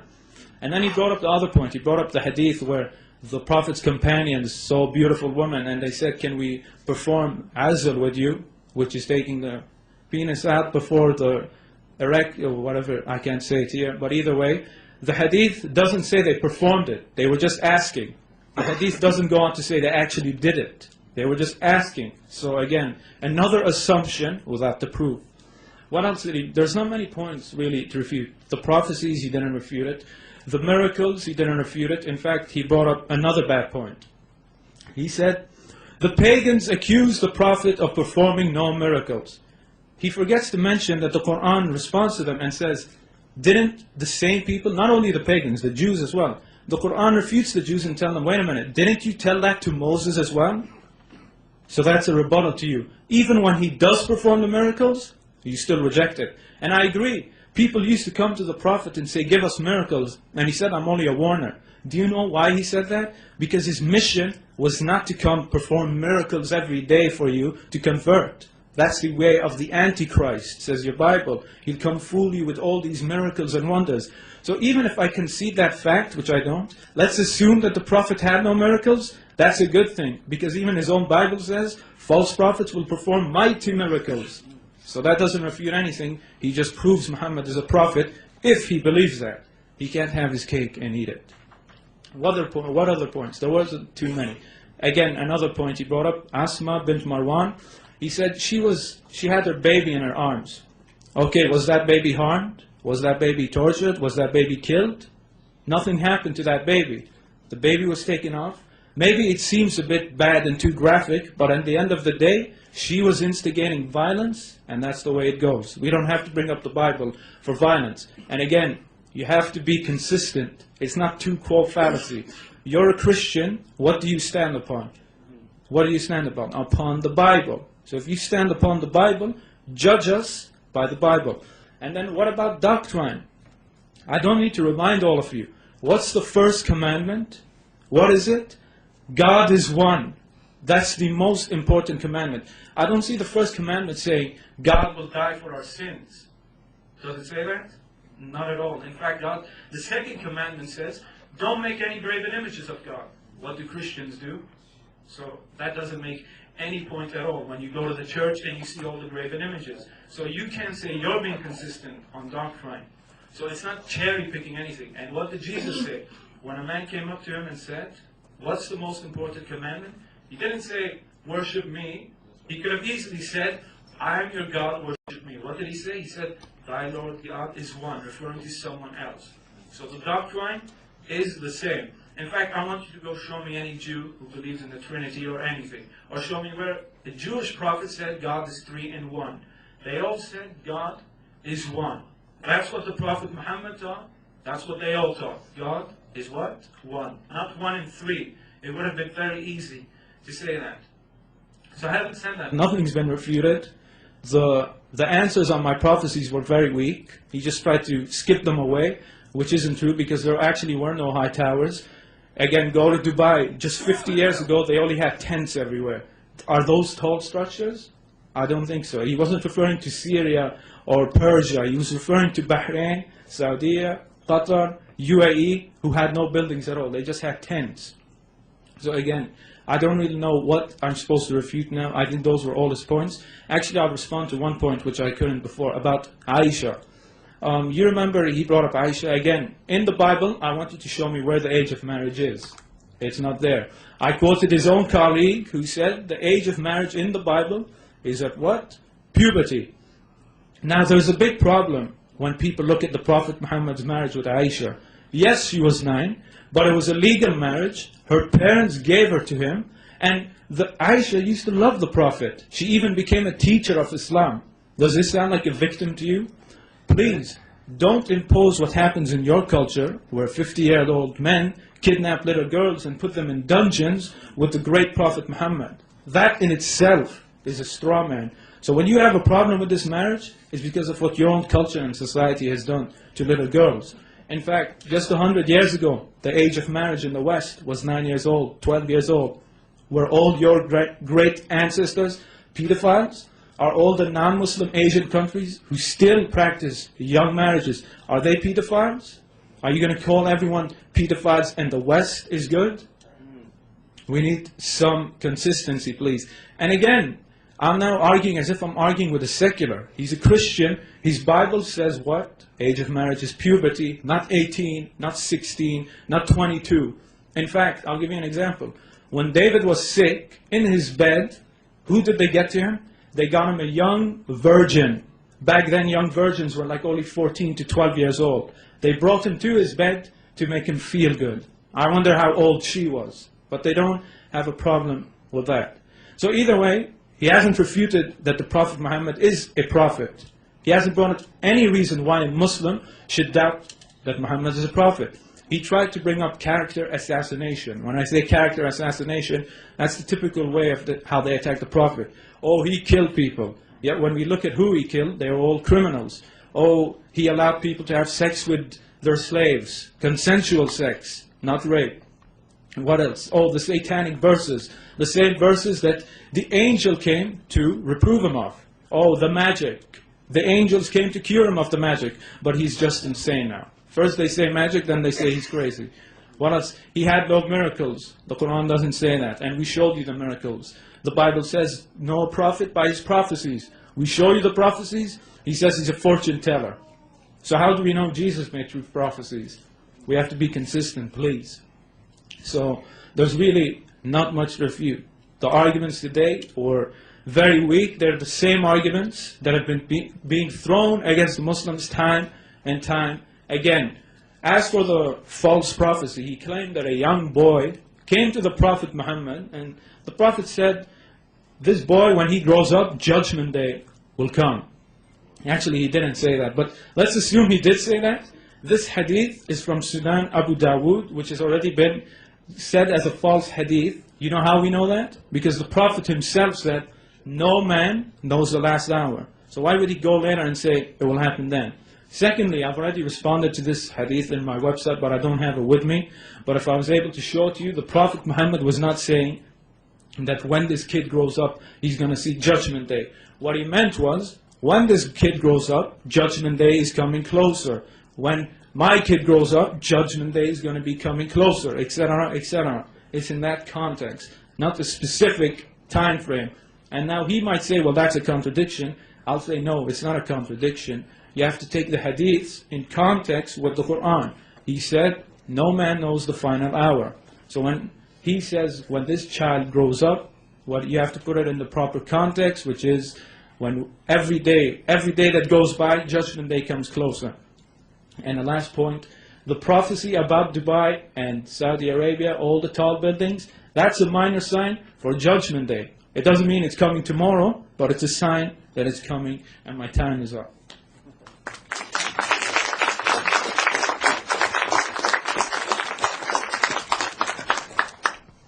At this time, I'd like to thank both speakers for exhilarating discussion, fabulous presentations from the both of you. At this moment in the debate, we will go to the crossfire section. This is where both candidates will crossfire each other for 3 minutes each, and we'll do that for 5 rounds. And I believe, Mr. Wood, you will be setting off the crossfire. Thank you.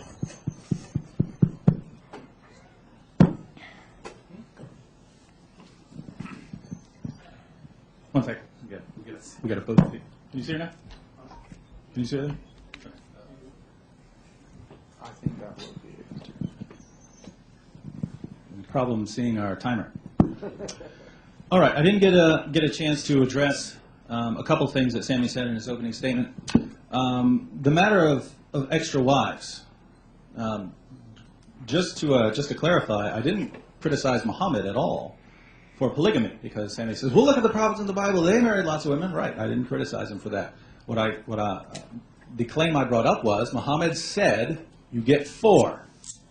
He went to his followers and said, you get 4. And they said, but I get more. And if you don't see why that's a problem, why a prophet going out and saying, everyone can have up to 4 wives except me, I get, according to Surah 3350, as many as I want. If you don't see why that's a problem, I say you're just not, you just don't want to see the problems. Yes, you could say, well, this doesn't prove that Muhammad wasn't a prophet. And I would say, if you're a Muslim, this isn't a tremendous issue. You just have to conclude that God wanted him to have more wives than everyone else. But you should at least try to understand why this would be something that bothers non-Muslims when they're looking for someone and saying, all right, is this person a reliable messenger of God? This is a concern if we see an inconsistency, different moral standards applied to different people. Sami said that Muhammad married these women from enemy's tribes, and this was to make peace with the enemy tribes.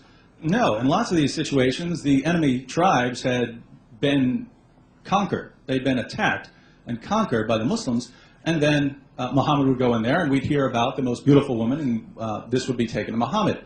And just to give you an example, we arrived at Khaybar, and when Allah helped his apostle to open the fort, the beauty of Safiya, whose husband had been killed while she was a bride, was mentioned to Allah's apostle.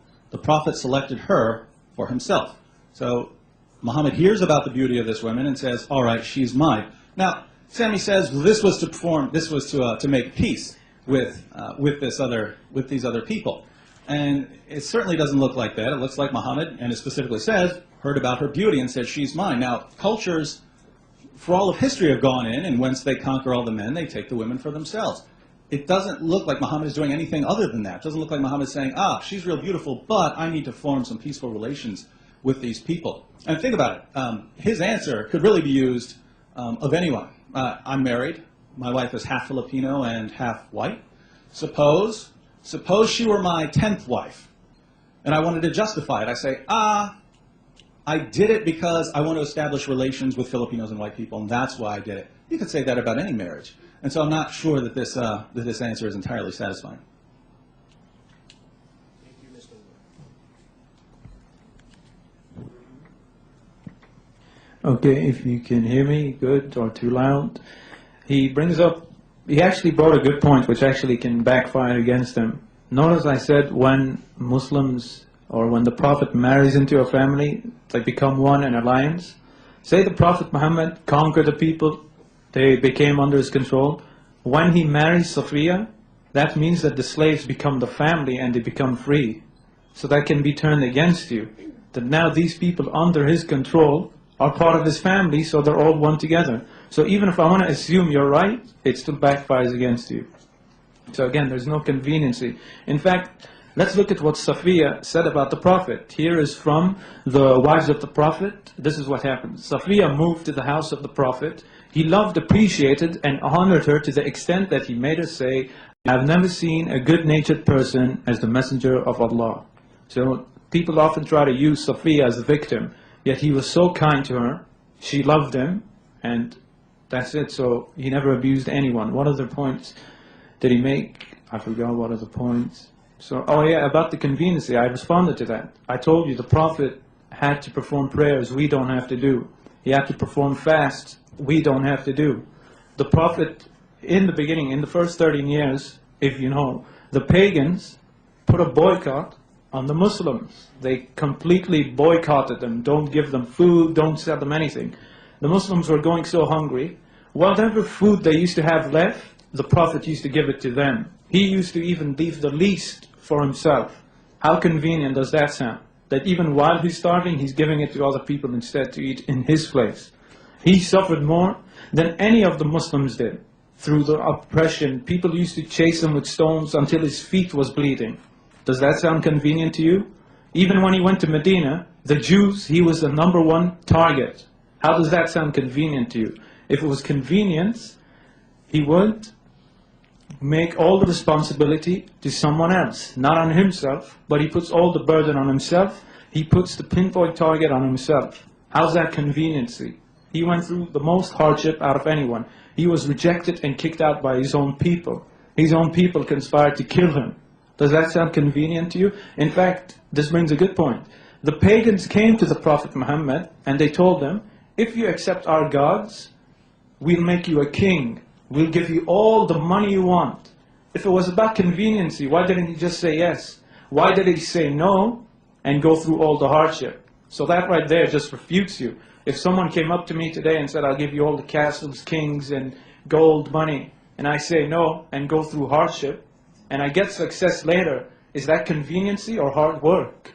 See, they always try to twist it. If someone gets success or good results, it's convenient, and my time is up. All right, Sami, I'm not sure you entirely understand my position. My view of Muhammad is that you could look at many, many things in Muhammad's life and conclude that he was a very moral person. Before Muhammad ever began receiving revelations, he was very well respected and so on. He was known as Al-Amin. So I'm not saying Muhammad is intentionally coming up with all kinds of revelations to justify his behavior. He's not sitting down there, now what can I come up with for myself next? No, I believe Muhammad sincerely believed that he was a prophet of God. And so if you say Muhammad got revelations telling him to do extra prayers, we know Muhammad liked prayers. This doesn't surprise me that he would put extra tasks on himself. He did this before he was a Muslim. So I'm not saying everything Muhammad said was just out of convenience. What I'm saying is that certain things seem problematic, certain revelations. Aisha herself in Sahih al-Bukhari said Muhammad liked 3 things of this world: perfume, food, and women. She said he got perfume and women, but not much food. So this is Aisha herself saying Muhammad liked women, and so I'm not criticizing him for that. I like women. So what I'm saying, all I'm saying is that we know Aisha said Muhammad liked women. The text we have, al-Bukhari and so on, say Muhammad went in, they conquered these people, he heard that a woman was exceptionally beautiful. You look at all this and say, no, Muhammad was just concerned for Islam, he was just concerned about bringing peace to the people, and that's not what I see. That's not what I see in these sources. And so that looks like a revelation of convenience. And if he wanted to establish peace with these people, that was very easy. Give this woman to some other Muslim who needed a wife. Muhammad didn't. He had several already. And so this looks like a revelation of convenience. And think about Zayd. Think about the issue of Zayd. The Quran, according to the Quran, Muhammad had to marry. Muhammad had to marry Zainab in order, and here's the justification of the Quran, in order that people may know that there's no problem marrying the divorced wives of your adopted sons. Think about that. The Quran gives, Muhammad, you've got to go out and marry this woman. Why? Because people have to learn that it's okay to marry the divorced wives of your adopted sons. Well, who struggles with that problem? What's the emergency? I don't know anyone who's ever struggled with that problem. And so Muhammad gets this revelation, Muhammad, you've got to marry this woman, which, as we saw in the sources, he was attracted to. And so Muhammad's attracted to this woman. She's one of the most beautiful women around. Muhammad wants to marry her, and then he gets a revelation saying, you've got to do it, but Muhammad, it's really for the people so that they can know that it's okay to marry the divorced wives of their adopted sons. I do want to move on to other topics, so I don't want to keep talking about the wives and the women and so on. I'll just point out here that this looks awfully suspicious. Right. Okay, just because it looks suspicious or you think it's suspicious doesn't mean there's something bad. Again, that's your assumption that because he is a false prophet, you see everything he does is supposedly to convene himself or conveniency. I already showed you before, he could have gotten all the wives he wanted to in Mecca. Why did he say no? So if it's about conveniency, he would have done it there. So I don't get the conveniency point. It doesn't work at all. There were so many points in his life which were very inconvenient for him, and he had the chance to get all the convenience that he wanted to with the pagans. He said no. But then when good things happen to him, when he marries a beautiful lady, they always try to twist something normal and say, oh, look how convenient that is. That's not a real argument. You have to prove what you're saying, not assume, oh, he's doing everything for his convenience. Secondly, we as Muslims anyway, we believe prophets get extra things. If you read the Quran, what about the Prophet Solomon? We believe that he got his own kingdom, that no other man on this planet will ever get the same exact kingdom. In fact, his kingdom was involved with men and jinn. That's how gifted his kingdom was. And if you read the hadiths, there was one point in the Prophet's lifetime when he was praying and an evil jinn came to him trying to burn his face. The Prophet Muhammad caught the jinn, tied it up, but what did he do instead? He let the jinn go. Why? Because he said no man will ever have a kingdom or anything like Solomon did. Now of course the Christian would argue saying he made that up. But then we're never going to get to any point. They'll say everything we bring up, they say he makes up. And then they ask for proof, and then when we bring the proof, they say it's made up. Just like he quoted the pagans and the Jews. Show us the miracles. We show you the miracles, you still don't believe it, until an angel comes down in front of you. But even if an angel comes down in front of you, you say it's Satan in disguise. So, I don't know how we're ever going to prove anything in this case, but we've proven our case, but you have to prove your case, not assume this and that. I've showed you crystal clearly that there is no such thing as the Prophet getting convenience. If he wanted to, he could have done it in Mecca. Why does he have to wait all the time, 13 years later, 15 years later, get abused, go poor, everything? That doesn't make any sense at all. If he wanted the conveniency, he'd get it before, not after. So that doesn't make sense. You can argue that you're not saying he always wanted conveniency, etc., but that doesn't make any sense because you're arguing about woman. He could have gotten all the woman he wanted in Mecca. Why didn't he do it then? So I'm sorry, there is no such thing as him getting married for all this conveniency, etc. And secondly, he actually did bring peace to the Arabian Peninsula. Before he came, they were all fighting with each other. But after, there was all peace. They were all united. When he went to Mecca, he didn't even kill them all. And my time is up. All right, I do want to move on from the issue of women because lots of other things to discuss. But as far as your points, you said that Muhammad could have had more in Mecca, but he didn't. Well, when he was in Mecca, he was married to Khadija. She was rich, and she was the one who invited Muhammad. It didn't seem like she'd be all too thrilled about Muhammad going out and marrying a bunch of women when she's footing the bills. As far as after he became a Muslim and Khadija died, well, even then, Muhammad wasn't very popular in Mecca. And so later on, what we see is Muhammad marrying more and more women. I understand that this isn't a tremendous issue for those of you who are Muslims. I'm trying to give you the perspective of someone who's saying, how can I know that someone else is a prophet? If I go in there and I see any hint of, here's the rule for you, but me, I get extra things. He says, well, Solomon gets extra things and so on. I have no problem with God blessing his servants with things or material possessions. What I do have a problem with is moral inconsistency. There's one rule that applies to everyone else, and then there's this other rule that applies to me. All I'm saying, I'm not saying that refutes Muhammad. I'm just saying that looks suspicious. And when we combine it with all the other issues, this turns out to be a problem. And same thing with the issue of Zainab. Now, moving on to another topic, the revelations that Muhammad received. I pointed out in my opening statement that lots of these tales we can find in earlier sources. And you brought up the point that, well, James said that the Bible hadn't been translated into Arabic and so on. True, but that's why these tales were passed on orally.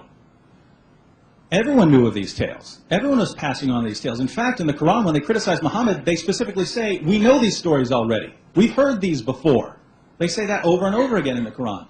And so Muhammad is claiming to receive these revelations from God, and yet these other people were telling the same stories, and people immediately recognized that, and they were rejecting Muhammad.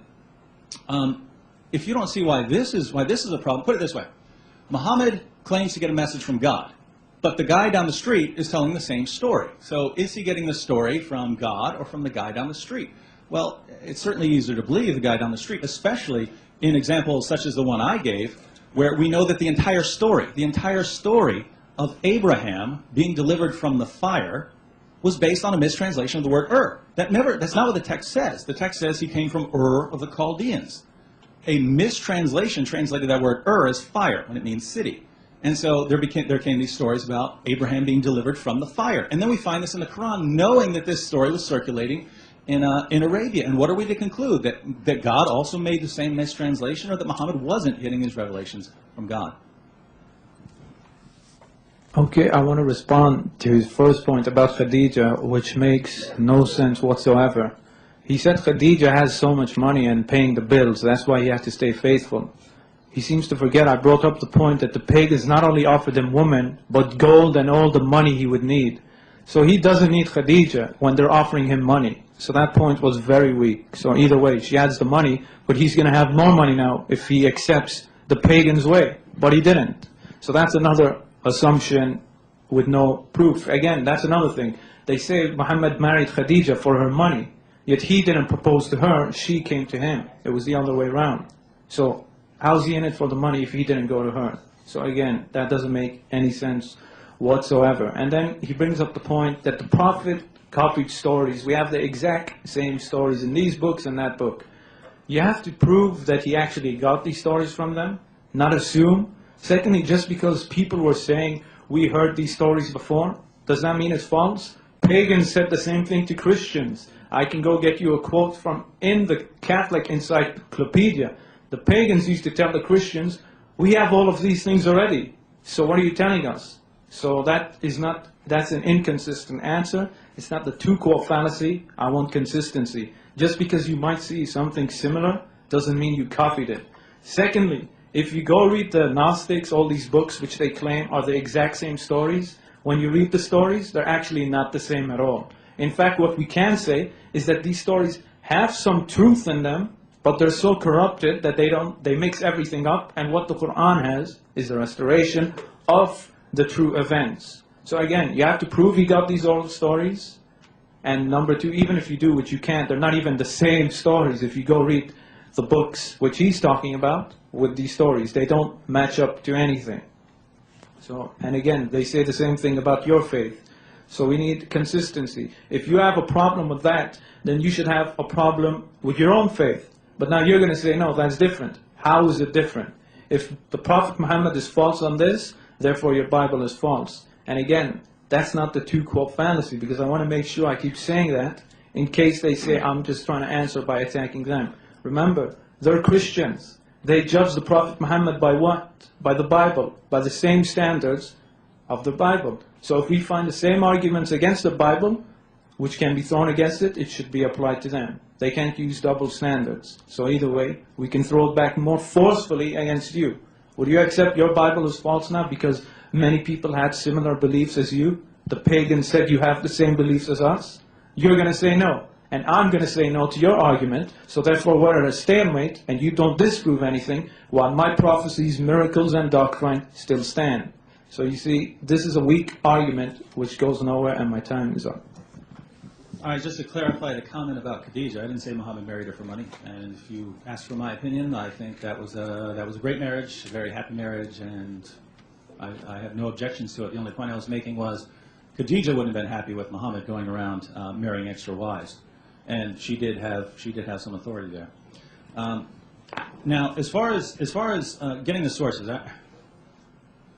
I'm trying to get everyone to understand why someone who's not a Muslim would see this as a problem. Let's suppose I claim to be a prophet, and I say, in order to prove that I'm a prophet, I'm going to write a history of humanity that I'm getting from God.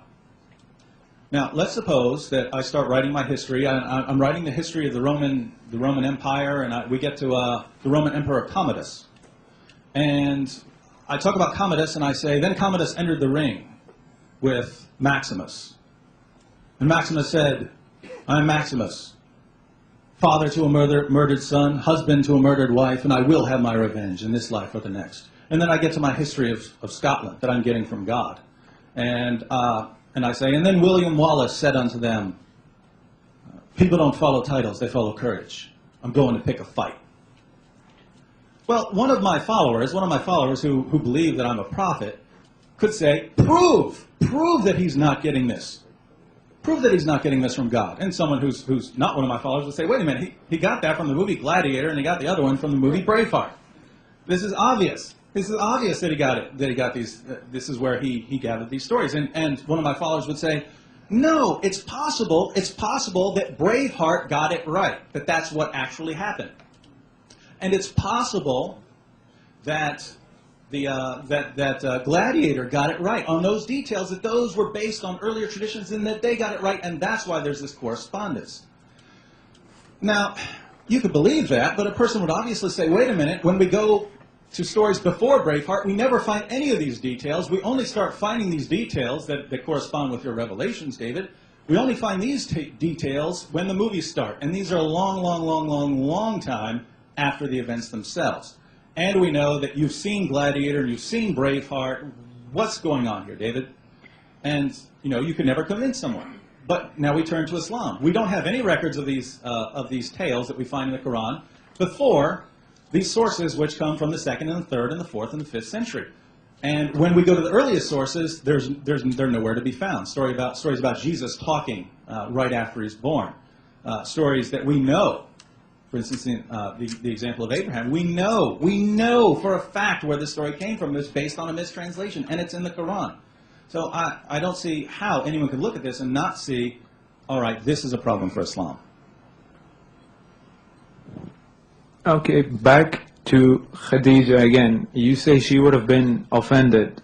If it's convenience, why should he even care if she's offended? He's still going to get more women and more money. Why should he care about her? So another point, his wives in Medina could get angry as well. So now all of a sudden the different tone, you say that's convenience, I don't know. And anyway, you seem to forget that his wives were given the permission to get divorced, etc., etc. So either way, there's no convenience at all. And again, he brings up the same point. I have to respond again. If you read the stories he's bringing up, one of the Gnostics says that Jesus killed someone. He used to go do lots of bad things. He was disrespectful to his parents. Where is that in the Quran? If they said these exact same oral traditions, then why is half of it, not half of it, 99% of it missing? Why are the stories so completely different than each other? In the Quran it says, I respect my mother. In the book he claims, which is exactly the same, Jesus is some disrespectful crazy kid, like Dennis the Menace, something like that. So either way, the stories are completely different. And again, I even responded to the point. The fact that they do have some similarities actually proves that there were some basis to this story. But they got so corrupted that they kept changing it till the Quran had to come and give the accurate version, which your own Bible and the Gnostics got completely wrong with each other. So again, that doesn't disprove anything. So I don't know what exactly I have to respond to, because you're bringing up the same point which doesn't disprove anything. And again, I told you all, we can do the same thing with the Bible. We can say we know where they got these stories from the ancient Egyptians, from the Greeks. Like when a Christian says God is half man, or he's divine in flesh, dual personalities, divine man. Pagans already had that way before Jesus ever appeared. So we need to have some strong, consistent arguments, not arguments that can backfire each time we use them. I want you to throw me an argument that I can't throw back at you. And the reason why I keep throwing back at them is because I'm not debating an atheist. I'm debating a person who has a foundation and a criteria. If he's not judging me by his own criteria, he's being inconsistent. And as James White says, inconsistency is a sign of a failed argument. So I want some consistency. So bring an argument that doesn't fall apart upon itself. Something that I can't throw back at you. So there's really nothing else. You want to keep bringing up the stories are similar. Maybe they are a bit similar, but are they the same? If they were orally translating the same exact stories, then why is half of it missing in the Quran? And you say there was a mistranslation. Couldn't they easily correct the translation once in a while? How did a mistranslation continue? And my time is up. All right. You appealed to the Gnostic texts, and you said, well, if Muhammad is drawing on all these other sources, why doesn't he have all of them? Well, I mean, if you were going to put all of the Gnostic Gospels and all these other sources together, your Quran would be bigger than the Encyclopedia Britannica.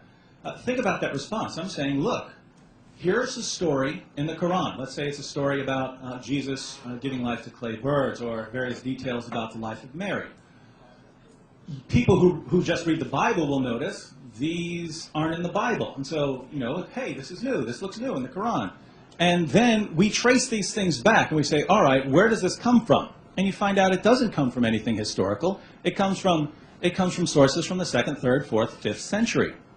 And again, you could always say, I'm still going to believe that Muhammad didn't get this from anyone else. Just as one of my followers, the Dave Woodians, could conclude, no, Gladiator was just right on this detail. And so, again, there's no way to prove this. I'm saying, look at it from an outsider's perspective.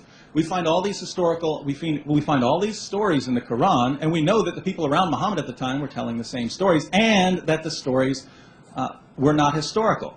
Sami says, but there are differences in the stories. Great, so if I change a detail in the movie Braveheart, then that somehow proves that both stories are authentic? He said that. He said the fact that there are differences shows it goes back to a historical core. Again, this isn't something I would say disproves Islam, but from the perspective of someone coming to Islam from the outside and saying, is this the message of God? This is a problem, especially with the issue of Abraham. Sami, I don't think you understood the issue. This went into the Targum, which was the Aramaic translation of the Old Testament. And this got passed around, this story about Abraham being delivered from a fire. That was a mistranslation. The passage actually said Abraham was delivered from Ur of the Chaldeans. So the mistranslation said Abraham's delivered from a fire. So then this story gets passed on. Everyone's going through with this story about Abraham being delivered from the fire. And it eventually goes to Arabia. The Jews are circulating the story. This is popular. There were these Jews around Muhammad passing the story around. And in the Quran we find God delivered Abraham out of the fire of the Chaldeans. Now, how much clearer do you have to be? How clear would the example have to be? If we know the origin of a story, we know for a fact the story doesn't come before that. We know it has nothing to do with history. It has everything to do with a mistake. And if we know this is based on an entire mistake, and then we find it in the Quran, how in the world can you just pass it off and say, no, that's not a problem? I think it is. You also said, well, various beliefs of the Christians can be shown to have existed before them. I'm not talking about beliefs, I'm talking about stories. I mean, yes, lots of people throughout history believed in God. I'm not talking about the beliefs. I'm talking about the stories, and that's what seems to have been copied. Go ahead. Okay, David actually answers his own question at the end. He said, yeah, the same beliefs existed, but not the same text. But what did he earlier say? He said, yeah, the Gnostics are a bit different than the Quran because the Prophet changed them. Exactly, your beliefs, you just changed the name from Zeus or something to Jesus. So the same thing can be thrown back at you. So either way, again, I'm going to say the similarities doesn't refute anything. And even the story you bring up about the mistranslation, they're not even the same or identical. They're completely different. And again, you have to show us where the Prophet went and got these same oral stories from the other people, etc., etc. All we have now is assumptions. He's saying they're the same stories. Go read the books he's talking about. You see they're not the same. And I didn't say bring all the Gnostics. We're only talking about the infancy Gnostic. If you go read that book, it's completely different. And now David's being inconsistent. He first said the Prophet is sincere. If the Prophet was sincere, why would he change stories? If someone's sincere, they don't change the story. They pass it along as it is. So why didn't he pass the story on as it is in the Gnostics? Why would he change it if he's sincere and if he believed he was a prophet? He would have kept the stories identical because he believes they were 100% true. He wouldn't have to change it. So the fact that there is a change shows that the Gnostics and the Bible, the one we have today, got all the stories completely wrong. They only have fragments of it mixed with the corruption, and the Quran is here that talks about what is the truth. So it's not a bad thing for Muslims to see some of these similar stories in the past. They just prove to us that there is a basis to these stories, but the other books completely twisted them around until they don't know where the truth is. And again, if he's going to change them, that means he's not sincere. If he believed he was a true prophet, he would have simply kept the stories the same.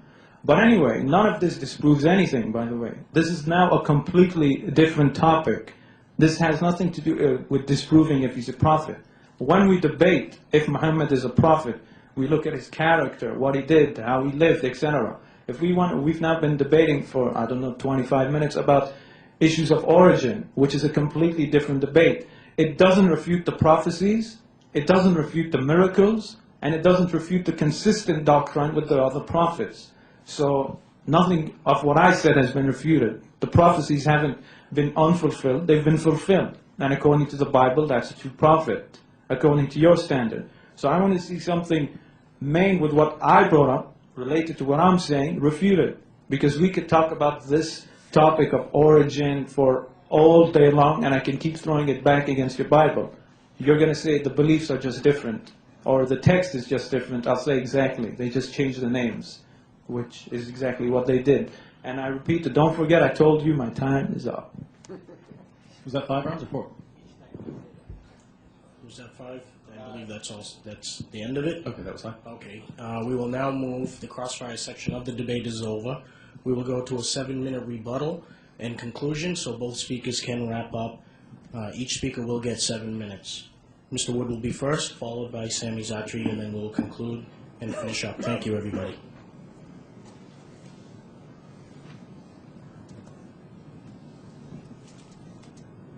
All right, tonight Sami has argued that Muhammad was a prophet of God. And he seems to assume that it's the job of the negative position to prove the negative. For instance, I would have to prove that Muhammad was not a prophet. Until then, we should assume that he was, based on some references saying Muhammad built large buildings. I mean, Muhammad predicted that people would be competing to build large buildings. I'm not sure that qualifies as proof that Muhammad was a prophet, and yet Sami still seems to think that that would be my job, to prove conclusively that Muhammad was not a prophet. That's not how it works. You're making thousands of people throughout history have claimed to be prophets. We have to be very careful about who we listen to. If we're not careful, we're going to end up with some bad information about God. We're going to end up not worshiping God in spirit and in truth. And so we have to be critical, especially when we see Muhammad coming along and having differences with previous revelations and so on. So we have to be careful here, and we ask, all right, how can we know that Muhammad is a prophet? And we saw all kinds of problems. First, there are historical problems. Muhammad said that Jesus wasn't killed and wasn't crucified, for instance. History shows that Jesus was killed and was crucified.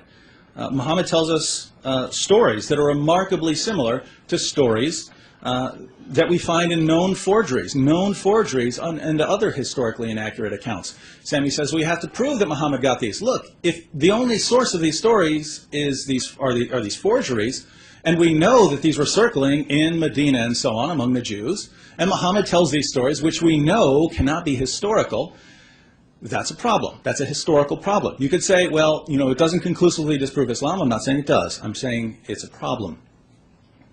Especially when we consider the examples like the account of Abraham being delivered from the fire, which again was based on a mistranslation of the word And I would say that the entire Muslim apologetic approach to history has some problems, but no time for that now. Second, there are philosophical problems. Tonight, I think we've seen a good degree of circular reasoning in a lot of the arguments used. It seems that, again, we assume that Muhammad is a prophet from the beginning, and then when we go and evaluate all the arguments, we evaluate it based on that assumption. For instance, when we consider Muslim doctrine, he appealed to doctrine. He said, but Muhammad was consistent with the first commandment and with the second commandment. Great, but the original claim you made was that Muhammad was consistent with all the former revelations, all the former messengers. And no, he's not. And you can only say that by looking at the Bible through your Muslim glasses and throwing out everything that agrees with you. And then, of course, everything's going to match up once you've thrown out everything that doesn't agree with you. So that's circular. And we've seen the repeated use of the tu quoque fallacy. I want to point something out. In what context did I bring up these moral issues, for instance, about Aisha or about the sex with female captives and so on? I brought it up as a response to a Muslim argument. The Muslim argument goes like this. Look at the life of Muhammad. And Sami just said it a moment ago. We look at Muhammad's character. This is an appeal to people's moral sense, saying, if you just look at this man, you can see he's so wonderful, he must be a prophet. The only point I was making by those issues, if you want to say that this was a different culture, different rules back then, fine. I'll grant that for now. All I'm saying is that particular argument fails because you're appealing to people's moral sense, and people don't think these things are right anymore. So the only point of that was saying that argument fails, just like the argument from literary excellence fails. I never got a response to that. And the scientific argument fails. So the main arguments for Islam all fail, and the other arguments we've seen, he brought up the predictions of the future. Think about what Muhammad said again. His followers said to him, these people are predicting the future and they're getting it right. Is this evidence? Muhammad said, no, this is no evidence at all. They could have gotten that from a jinn. And Sami says, well, those were foretellers, those were fortune tellers, not prophets. They were still predicting the future and we're getting it right. And Muhammad says, this is no evidence, you could get it from a jinn. So even if Muhammad had predicted the future, according to Islam, according to Muhammad, that would not be evidence at all. And yet Sami says it is evidence going against his prophet. Third, there are spiritual problems. Muhammad's first impression of his revelations was that he was demon-possessed. His experience in the cave caused him to become depressed. Muhammad delivered revelations promoting polytheism, and he blamed these revelations on Satan. Muhammad was the victim of a magic spell, and he blamed this spell on the Jews. All of this is in the earliest Muslim sources. And I just have to ask, how can we place our complete trust in a man who delivers revelations from Satan? And Sami says, I'm being inconsistent and so on. I changed my story. I said from the very beginning, I don't know what to do with these sources. All I'm saying is I can't trust Muhammad based on them. And so I'm never saying that Muhammad was actually a victim of black magic. So I'm not being inconsistent at all. But if we're looking at Muhammad and saying, is he reliable, these are certainly problems.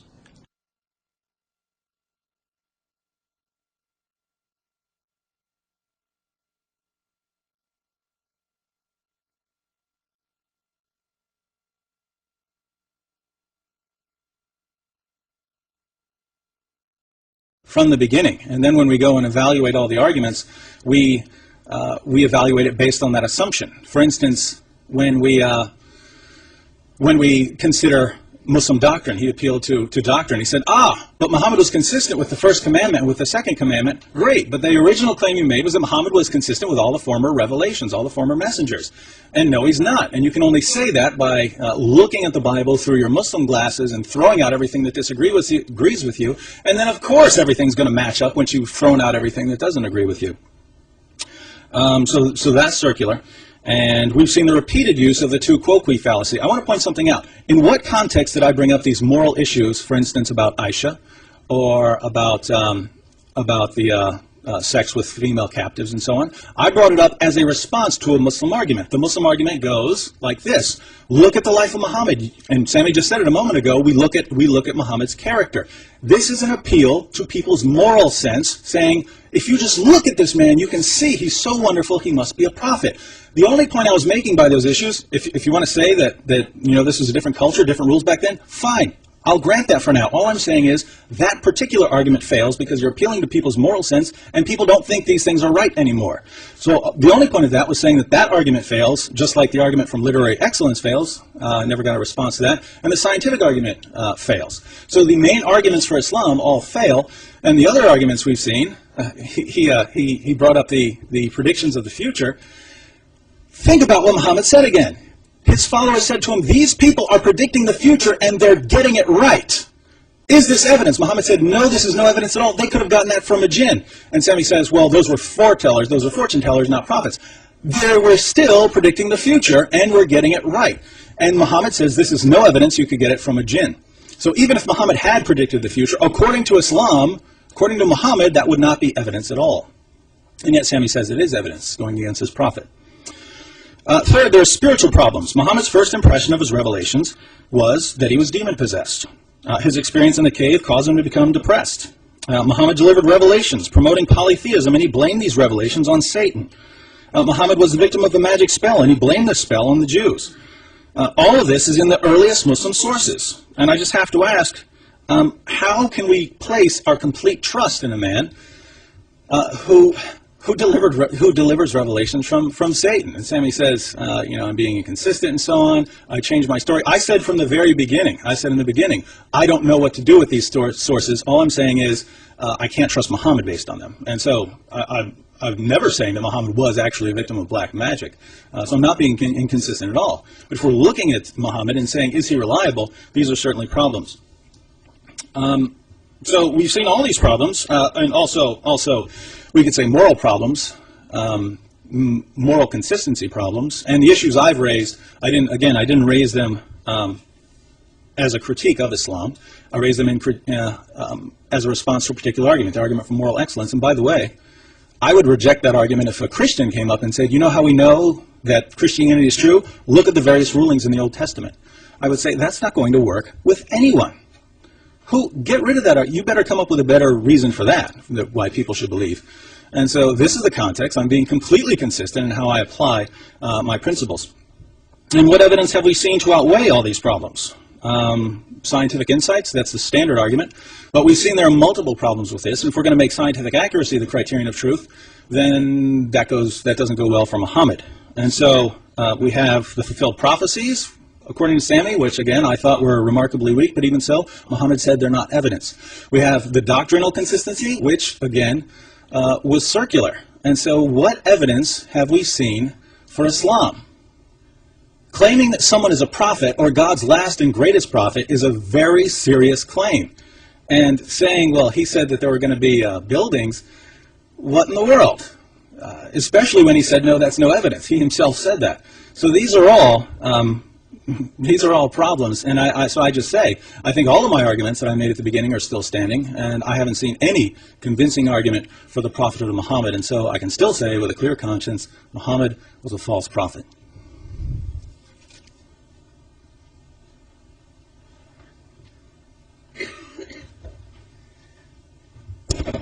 By the way, I forgot to respond to this point he brought up. He keeps bringing up the hadith of the fortune tellers. Yeah, what he leaves out is the point the Prophet said, they tell you one truth and 100 lies. Can you show me 100 lies of the Prophet? You've had 1 hour and a half and we haven't seen one false prophecy. So that right there is a straw man comparing a fortune teller, and the Prophet even refuted him saying they tell you 100 lies. I haven't seen one lie or one unfulfilled prophecy today. Have you? I've shown you true prophecies, and he just says they're nothing. If that's not good enough for you, then you'll never believe, I'm sorry to say. Then you want us to believe your prophecies, which are completely vague. I'm giving you crystal clear prophecies. Then you bring up a hadith, which you don't even quote properly, to try to disprove it, about fortune tellers who you go pay $1 to, and where you go find your tabloid papers. So you're comparing prophets with tabloid papers. Is that how we're getting responses today? I give you a prophecy, you say he's a tabloid man. How could a tabloid man change the world to 1.6 billion men today? How could he change the Middle East from paganism to monotheism? Does that sound like some guy you go to from in a box and he gives you some gossip? Let's be consistent. Other points. I brought you the miracles. None of it was disproven. Again, the doctrine. Why do I appeal to the doctrine? Yes, many Jewish prophets came. But what doctrine did all Jewish and Israelite prophets stay to? The most important one was the first commandment. Everything they teach has to revolve around the 10 commandments, especially the first one. So of course they'll come teach you many things, but it all revolves around the first commandment, which is what? Your Lord is one God. That's what the Prophet Muhammad taught. So yes, the doctrine is very, very consistent.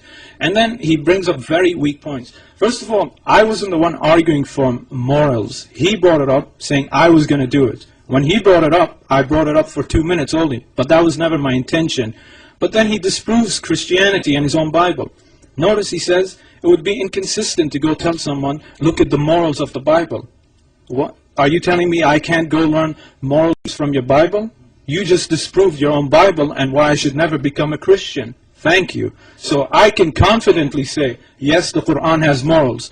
You guys say it's immoral. Based on what? Based on secular law. So why are you Christians? So you just disproved you're a Christian. You just proved you follow secular law. He even said, by our standards today. Whose standards? Seculars? I'm not a secular. I put my faith in God's book.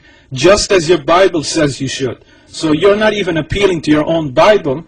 You want me to believe Muhammad is false and accept Jesus as the Christ, yet I can't take morals from your book. How does that work? So why should any of you tonight reject Muhammad and become a Christian? I want you to remember, I'm debating a Christian. His job is to convert us to Christianity, as Jesus says.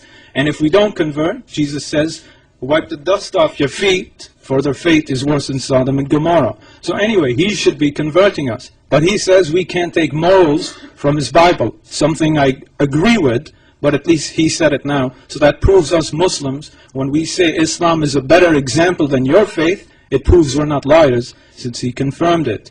So we saw the character assassinations of the Prophet. Each one failed. The Prophet never unjustly murdered anyone. Each one crumbled upon itself.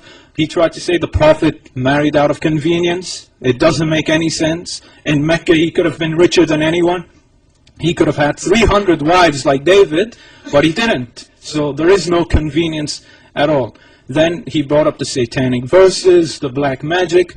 Go watch this debate again. At the start of the debate, he said magic. Then he changed his mind and said, no, it's not magic. He's just crazy or something. He has mental problems. After I showed him, the angels came to cure him.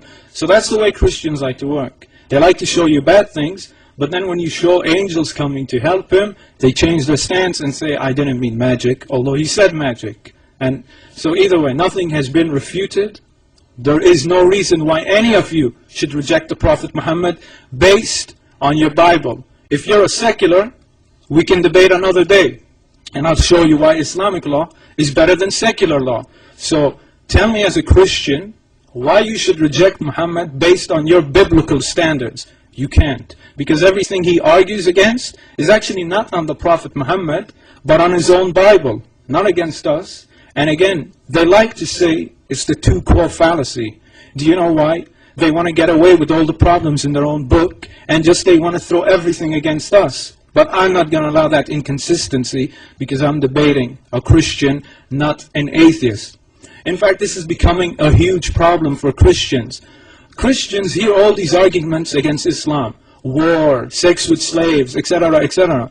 Then they read the Bible, and they see the same thing, and they're like, I thought we're against this. And they become atheists. And I can show you many of these Christians. I know a Christian who used to defend Christianity by his heart. He became an atheist overnight after he examined every argument thrown against Islam can be thrown back against Christianity more forceful. So his method today, the method he threw at Islam, actually makes Christians atheists, because they see we have nothing in the Bible.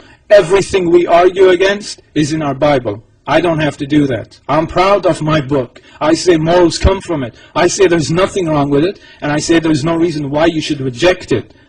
You haven't given me one single reason to reject it. So I've shown you the prophecies, the doctrine, the miracles, everything. Did he refute anything? He brought up the hadith, fortune tellers, which say 100 lies and one truth. He didn't bring up a false prophecy. So we've proved today that Muhammad is a prophet.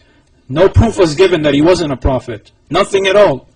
In fact, what happened today, we proved that the Bible isn't the Word of God, because Christians say we can't get morals from the Bible. So thank you very much. I want you to go play it. He himself said it. I can't go up to a guy and tell him, look at the morals. It's inconsistent. Exactly. You can't use the Bible, but I can use my Quran, and I'm proud to use it. So you should all accept Muhammad as a prophet, and in fact, give me a good reason to become a Christian. In fact, he gave me none, because he said you can't judge by the Bible. So I'd like to thank all of you, and thank everyone who watches this on the internet later. So, good day.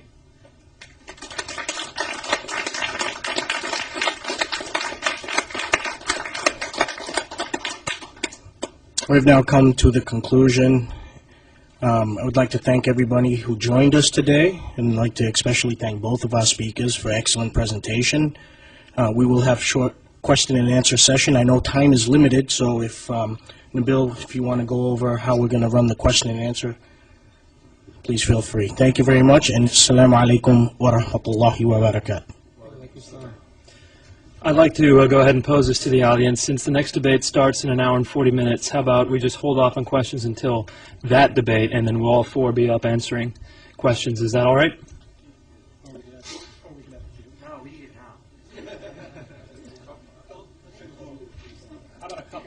All right, we will answer questions until 5:30, so we'll have an hour and a half for dinner.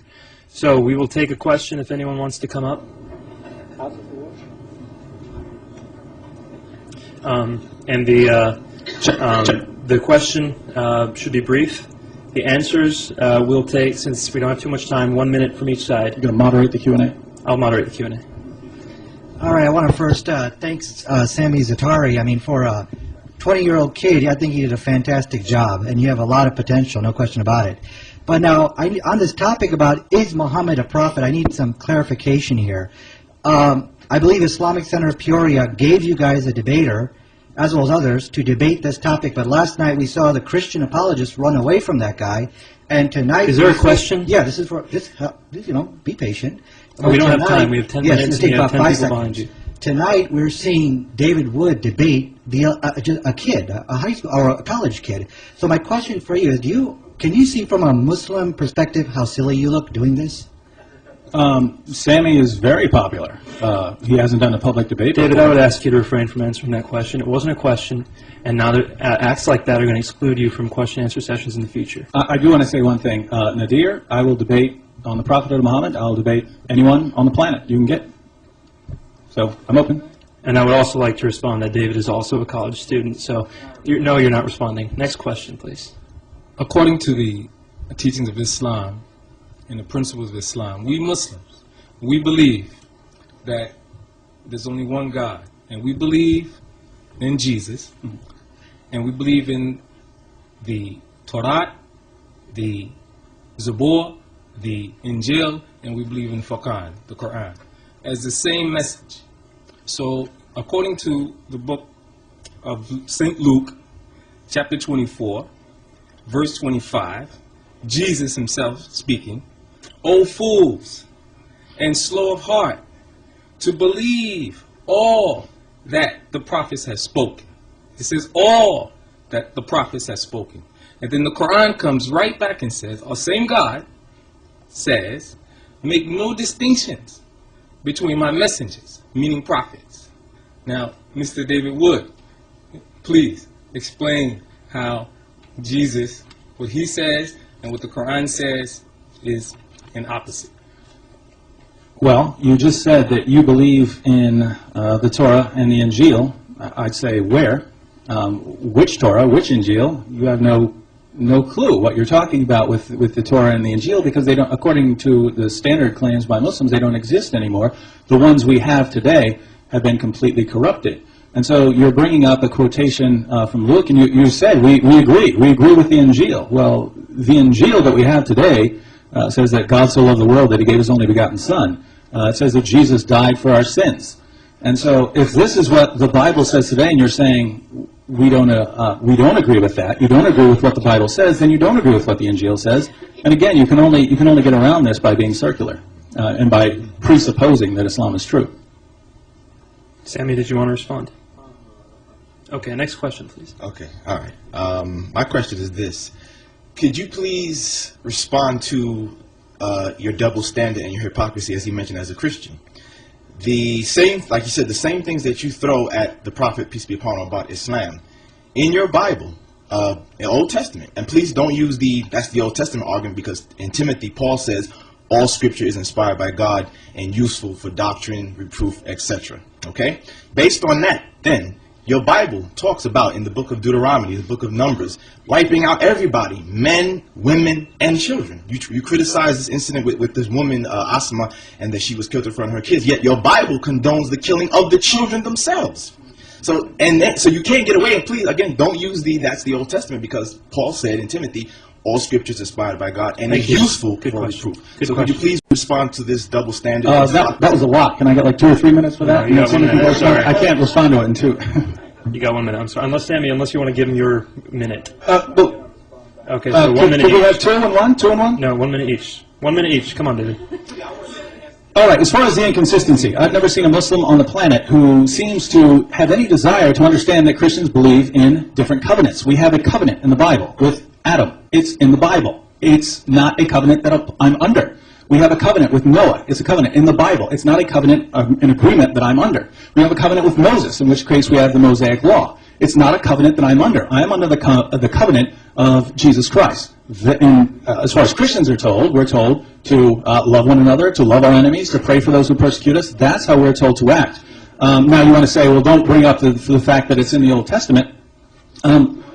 Why not? Of course I believe that this is inspired by God, but the problem for Christians when we talk about the Old Testament is, given the fact that in the revelation we're given, God is so loving and so kind, how do we account for these things, this violence and so on in the Old Testament? And it's certainly something very important, something to think about. But that's different from the problem that we find in Islam, which is your final revelation said, kill the infidels and so on. So we're not in the same boat here on this one. All right, go ahead. Okay, first of all, I challenge any Christian to show me where in the Bible it says don't kill women and children, New Testament included. He just said the Quran says kill the infidels, yet Muhammad on Abu Bakr used to say don't kill women and children. The Quran even says don't transgress the limits. So again, the Quran does not say just go kill infidels and everything like that. The Muslims even refute them. When we took over Mecca, the Prophet didn't slaughter all the pagans as he could have done. They were even fearful he was going to do it, but he didn't. Now, let's assume Christians don't have to follow the Old Testament anymore. Does that matter? It still happened, people. The Old Testament, as Christians believe, isn't fairy tales. It's exact history. It's like what the Nazis did, and then 2,000 years later they come with the doctrine of peace and love. Are you going to accept that and say, oh, we believe God did that before and he's all loving, now he's changed? You have to be consistent. If it's wrong then, it's wrong now. It can't be wrong before and then all of a sudden you come saying, love your neighbor and everything, and my time is up. Thank you. Next question. To preface my question, I'm a Bible-believing Christian. One thing I have is 100% absolute assurance of where I'm going to go. My question to you, sir, is the Quran states that Allah can mislead whoever he wishes to mislead in about 6 places, I believe. So my question to you, how do you know that you're not being misled? Or how does any Muslim know that they're not being misled? Okay, but did you never sin today? Are you a perfect man? No, sir. My sins are covered by the blood of Jesus Christ. Actually, your Bible says if you have one sin, you're going to hell, and you're worthy of death. So again, and he said, am I misled? No, I'm not misled. But anyway, what's wrong with misleading? Jesus told his disciples, I speak in parables, so the disbelievers won't understand, and so they won't have salvation. So how do you know you're not confused by Jesus' parables? So I can use the same thing on you. And secondly, God only misleads the people who have closed hearts, who don't want the truth. Like all of us here today, We're not stubborn people. We're talking like rational human beings. So he won't mislead people like us. He'll mislead people who don't want the truth, who keep mocking, insulting, no matter what you say to them. So there's a difference. That's the context. He only misleads crazy people who, no matter what you do, will not believe you. And anyway, Jesus said he spoke in parables, so the people wouldn't understand him, the disbelievers. The parables weren't to mislead anyone. Let's just clarify that. But I think he brought up an interesting question because, well, Sami responded by saying God only misleads people who are bad and so on. Think about the crucifixion of Jesus. According to the most standard Muslim belief, Judas was actually crucified. God disguised Judas to make him look like Jesus. And so God tricked everyone into believing that Jesus was crucified when Jesus was never crucified. And that this deceived the Jews. Okay, so maybe Sami would say, but these Jews were bad and wanted to be deceived. Fine. But keep following that. Keep following that through to the conclusion. Jesus had followers. Peter, John, James. These were the apostles. According to the Quran, these people were good Muslims. They eventually, we know, historically, came to believe that Jesus died on the cross. Where did they get that idea? Well, apparently God put on this big spectacle showing to everyone that Jesus died on the cross. So where did Christians, these good Christians who are good Muslims, get this idea? They got it from God, who tricked everyone. And so, yeah, we all, if the Quran's right, we're all at risk here. All right, we have time for one more question. I apologize. Okay, mine's a question of, I'm just not sure of what. I thought that the Muslims believed in the Quran. What are these other books and when were they written? I can't pronounce the names of them, so you've got there's more than a Quran, obviously, that you believe in. What are these books and when were they written? Just to clarify, are you talking about books like before, like the Torah, or are you talking about Sahih al-Bukhari and things like that? There you go. Okay, after. There's the Quran you spoke of as being the earliest. Well, okay, so there's other ones that were written later. What are they and when were they written is what I want to know. Technically, they weren't written later because they're already in existence through oral tradition. That's why Muslims have something called Isnad, a chain of narrators which kept passing down to people. Then one day they decided to compile it all into an authentic book. Okay. So people would know the truth from the falsehood. Like you see, with the Gospels, you don't have any chain of narrators. You don't know who said from where it came. For Hadiths, you have a whole line right to the main source, and they compiled it eventually into a book to make things simple. But these hadiths were already in existence in the time. They were just compiled later, and you have all the chain of narrators. But anyway, that's a different topic for hadith history and completely different. Yeah, I'll just say a few words just because he did criticize Christianity there, which is a bit off topic, so I'll go a little bit off topic of the question. You criticize Christianity for not having this Isnad, and we have a source, we have a creed, an early Christian creed, which dates to within 5 years of Jesus' crucifixion. It says he was crucified, buried, and raised from the dead. We have an early creed that dates to within 5 years of the crucifixion.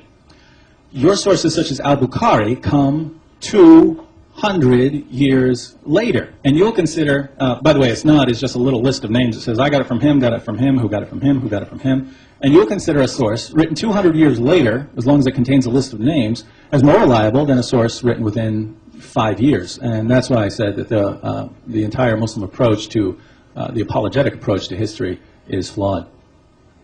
All right, thank you very much. I have to ask this question. I request for this question. One more. Give him the. All right. It sounds like an emergency. But no. We can tonight after we can stay longer tonight. We can stay for as long as anyone wants to ask questions. Okay.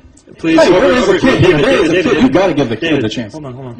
There's a kid right there. I asked first. Okay, there is a moderator in this debate, and I'm standing right here. Sorry. So this is my decision, and I have to make an executive decision. And I will allow one more question for you. If you could write down your question, we will answer it tonight. You've got to let the kid go. We will answer the question. These debates will be available for everyone to see. We have to let people out with enough time to. How about we're very, very quick with our answers? And David, I'm the moderator of this debate. It's a kid. I've never seen a kid ask a question in a debate. All right, go ahead. Okay. My question is this. If you say Jesus is a God, why God came 2007 years ago? Let's say if I believe he is a God, back then people were more innocent than today. we need to see my God today. Why he came 2007 years ago, why not 1 million years ago? Or why not before? So why he particularly chose those people to show them his face? Why not us? What did I do if he is a God?